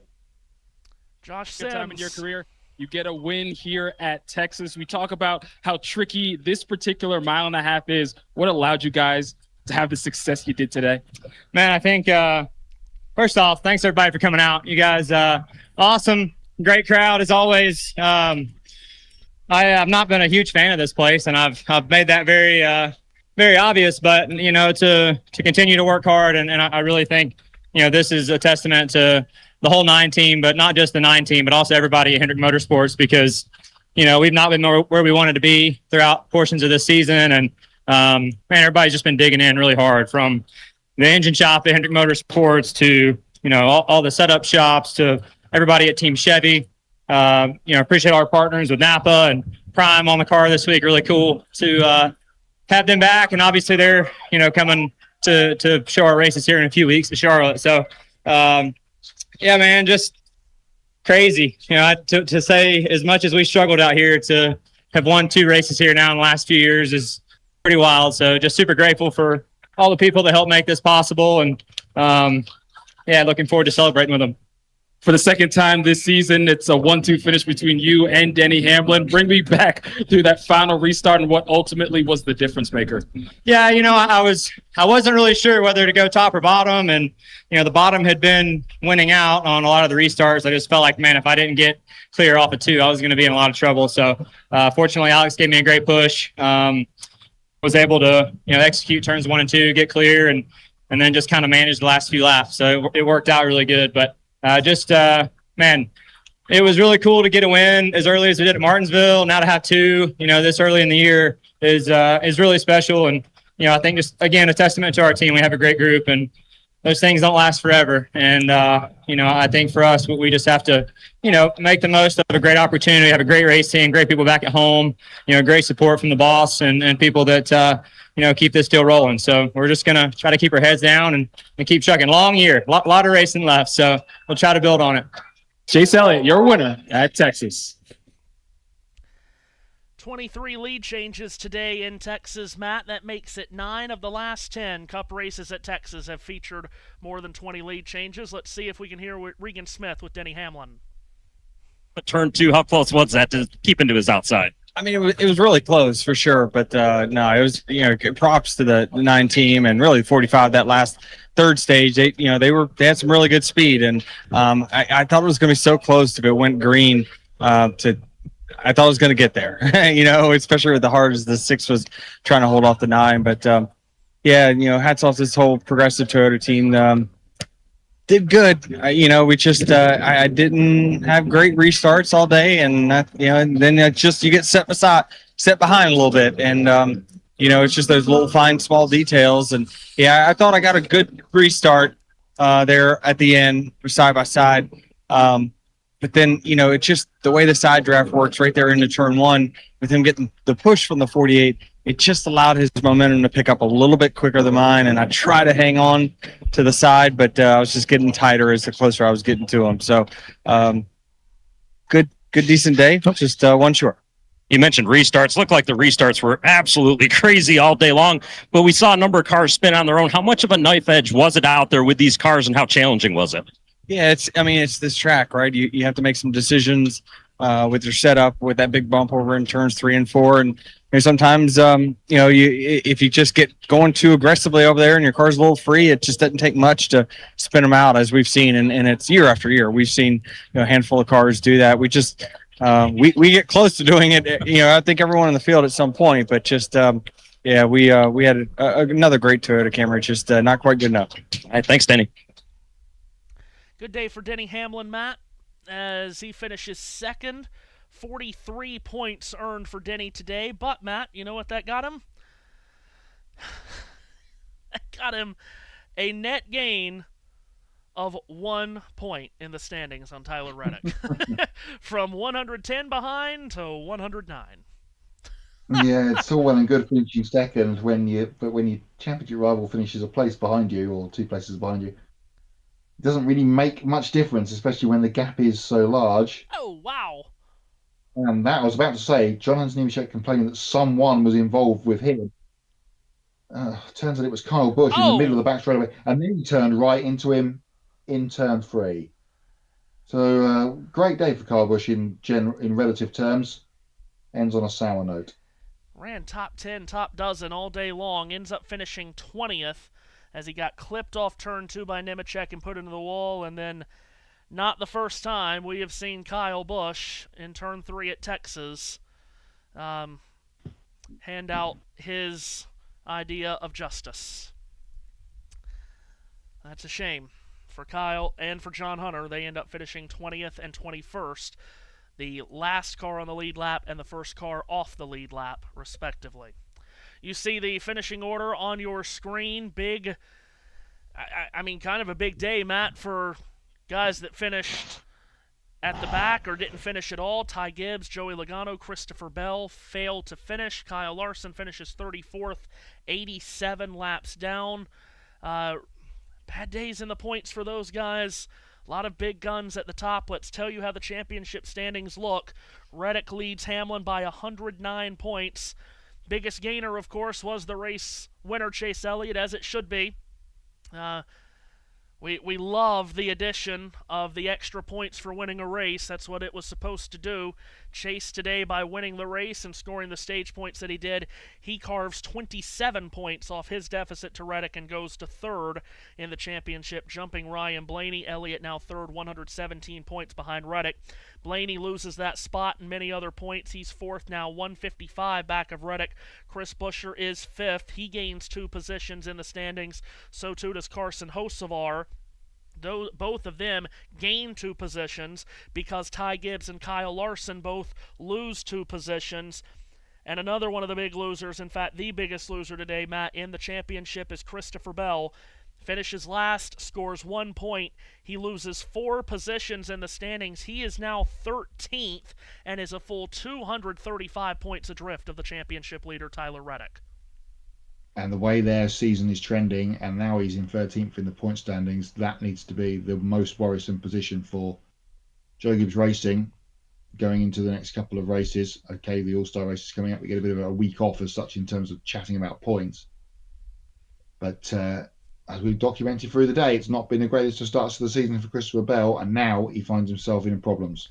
But wait, there's more as far as it concerns that category, Matt. If Christopher Bell isn't in the most dangerous spot, perhaps Joey Logano is. He loses 2 spots and is now out of the chase. He is 17th in the standings. He's 7 points below the cut line, which is now being held by Chase Briscoe. Yeah, as expected, Chase was always going to move up a little bit today and has done so. Yeah, a couple of guys, again, 2 guys that had a bad day. And that's what happens in this points format when you have a bad day, especially if you don't score anything in terms of stage points either, because then you're really at the bottom of the pile. So don't have a white and red and black car in Texas today, which turns out to be the order of the day, because the Rheem and the discount tires cars have scored badly. Eric Jones with a stage win. He picks up 4 spots in the championship to 22nd. What a net gain day it was for the 43. Ricky Stenhouse Jr. probably didn't get the finish he deserved out of the day, Matt, although he does still finish top 20. He gains a spot in the championship. Stenhouse has picked up 6 positions over the last 2 weeks in the championship. He's now 24th, and Alex Bowman does pick up 2 positions, but is still well back in 34th. He finished 3rd, and he's with Jamie Little on pit road. Well, it had been since last August when Alex Bowman had a top 10. Now you've had 2 top 3s in a row. We're making it a weekly thing. How good does this feel? You guys finally have some momentum maybe on your side. Yeah, it feels good. Honestly, just to be having solid days and finishing races after how the start of the season went. So super happy for this Ally 48 team. Everybody at Hendrick Motorsports happy for the 9 on the win. Hendrick Engine Shop did a great job. Yeah, we got way better from where we unloaded, and definitely momentum headed in the right direction. So all in all, good day for us. Big shout out to Reddick for cutting me a break on the last lap. That could have been bad. So appreciative to him. And yeah, just need to be a little bit better there, but we're definitely headed in the right direction. Alex Bowman, he brings it home third today. And Josh Sims has made it to Tyler Reddick. Car and what you needed to be able to make a run towards the front. Ultimately, what was the difference? Well, I mean, I don't know if I'd say complaining, just giving feedback on what I'm feeling. But yeah, you know, we were hoping that as it played out there on the restart behind the 9, that we'd have a little something left to be able to close the gap and maybe, you know, be close enough to make past 4 of the cycle or after. And unfortunately for us in our Rockstar Energy Camry, that didn't play out that way today. We were all very close with, you know, the 9 and the 11, and yeah, just kind of spread out a little bit there. Was hoping I was going to have a little bit of speed late in the run to close, and didn't really happen for us. So all in all, it was like a solid day. You know, it was nice to go for it there on the 2 tires. It just had a couple passes that took a little longer than they needed to, and that was the difference between. I don't know if we would have got back to the lead, but I think we played it perfectly. We could have got second, but all in all, it was a good day. Top 5 finish here at Texas for Tyler Reddick. And Jeff Gordon in Victory Lane. It's not a place where he was often at Texas. But Jeff Gordon's there with Chris Myers and Jamie McMurray. Eventually. We could have got second. For Tyler. Victory Lane, the celebration going on. We ran into, he's home from the pit box. Now here to join us, Jeff Gordon once again. Well, first, just describe this kind of victory and performance for Chase. You had a couple other drivers in the mix. You had a range of emotions today. We did. I mean, obviously, pit road was kind of crazy with some of the different strategies. The guys are doing 2 and 4, and so that certainly shook some things up. I mean, I've actually been in an incident where I was leading and got caught up with somebody else spinning. So I feel for Christopher Bell in that situation. But Chase Elliott, Alan Gustafson, everybody on this Prime Chevrolet, they just did an amazing job today. Execution, I mean, the pit stops were flawless. The strategy was flawless. And Chase, you even saw it on that last restart. He just drove the wheels off of today. So very proud of that. What about Chevrolet in general? We feel like it's been all about Toyota on 1.5 mile tracks. To lead the most laps today at 1.5 miles. Chase was on it. You said the team was on it. You feel good where you're at right now? I don't want to say I feel great. I mean, obviously I feel great about today, but I feel like we still have some work to do. You know, we just feel like we're a little bit behind. But when we go to the tracks that we have a good notebook at, there's still some correlation. But we know that there's more to get out of this race car. We saw the 9 get, you know, most of it today, but they also had the track position to go along with it. But, you know, our other guys struggled. And so we got to find that balance. And I think we can get there. We're heading in the right direction. Can you take what Chase had today, though, and apply it to those other cars? Do you think does it correlate? Well, I got to go dive into what exactly Chase had and the other guys had that was different or the same. So, you know, they performed flawless like they did in Martinsville, and they got the win today. So that's a huge part of pulling these races together like that. But, you know, you got to work your way through traffic to get that track position, to get yourself in that position too. So we got to make sure all of our guys can do that. Yeah, it's like the head coach. I got to look at the film before I comment. But real quick, I'm nothing like a head coach.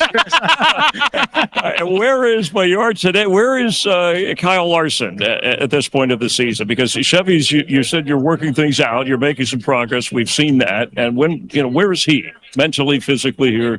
I never question where Kyle Larson's at mentally, you know, or physically. You know, obviously it hasn't been the season that they want it to be, but I actually felt like they were going to get there, and then they had the damage on pit road with that miscommunication in the 19 when he left. So that just, once you knock a tiny little hole in the body of the rocker panel, you know, the fender on these cars, the performance is done, and it's hard to recover from that. So, you know, it's hard to really judge it. They were not where they wanted to be, and he was pretty loose and needed some help, but I also feel like those Cliff and he have been gaining on some things too, other than what we saw the way ended today. Yeah, but a good day for Chase and Alex Bowman as well, and for Hendrick Motorsports. Great day for Alex Bowman. He's been through a lot. He's fought hard. That whole team deserves a back-to-back top 3, and we couldn't be more proud of them. All right, thanks for coming by. Thank you guys. Appreciate it. Always appreciate it. All right, let's check in with Jamie Little. We don't.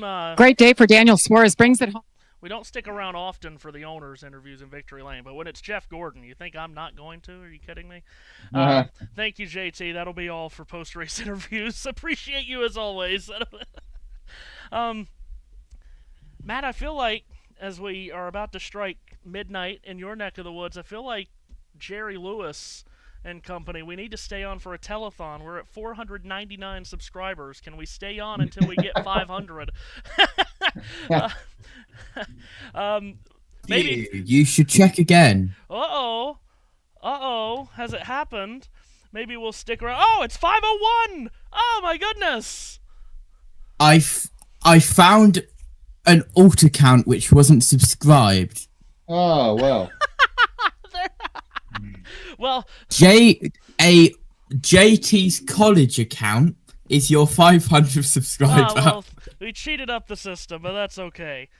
Oh, we're at 501 now. My goodness. Well, that is congratulations, guys. Thank That you. 501 was not me though, so technically, without us cheating the system, we're still at 500.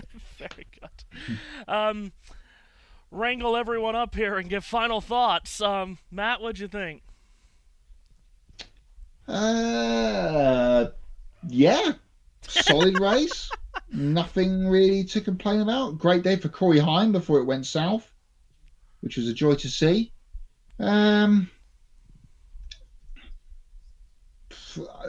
Interesting way, whichever way the poll will go, which is what we always say at the end of every race that we seem to do these days. I would vote yes.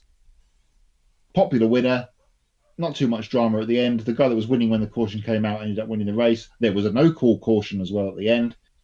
I think everybody will be pleased. And we go road course racing next week, which makes me happy. Indeed.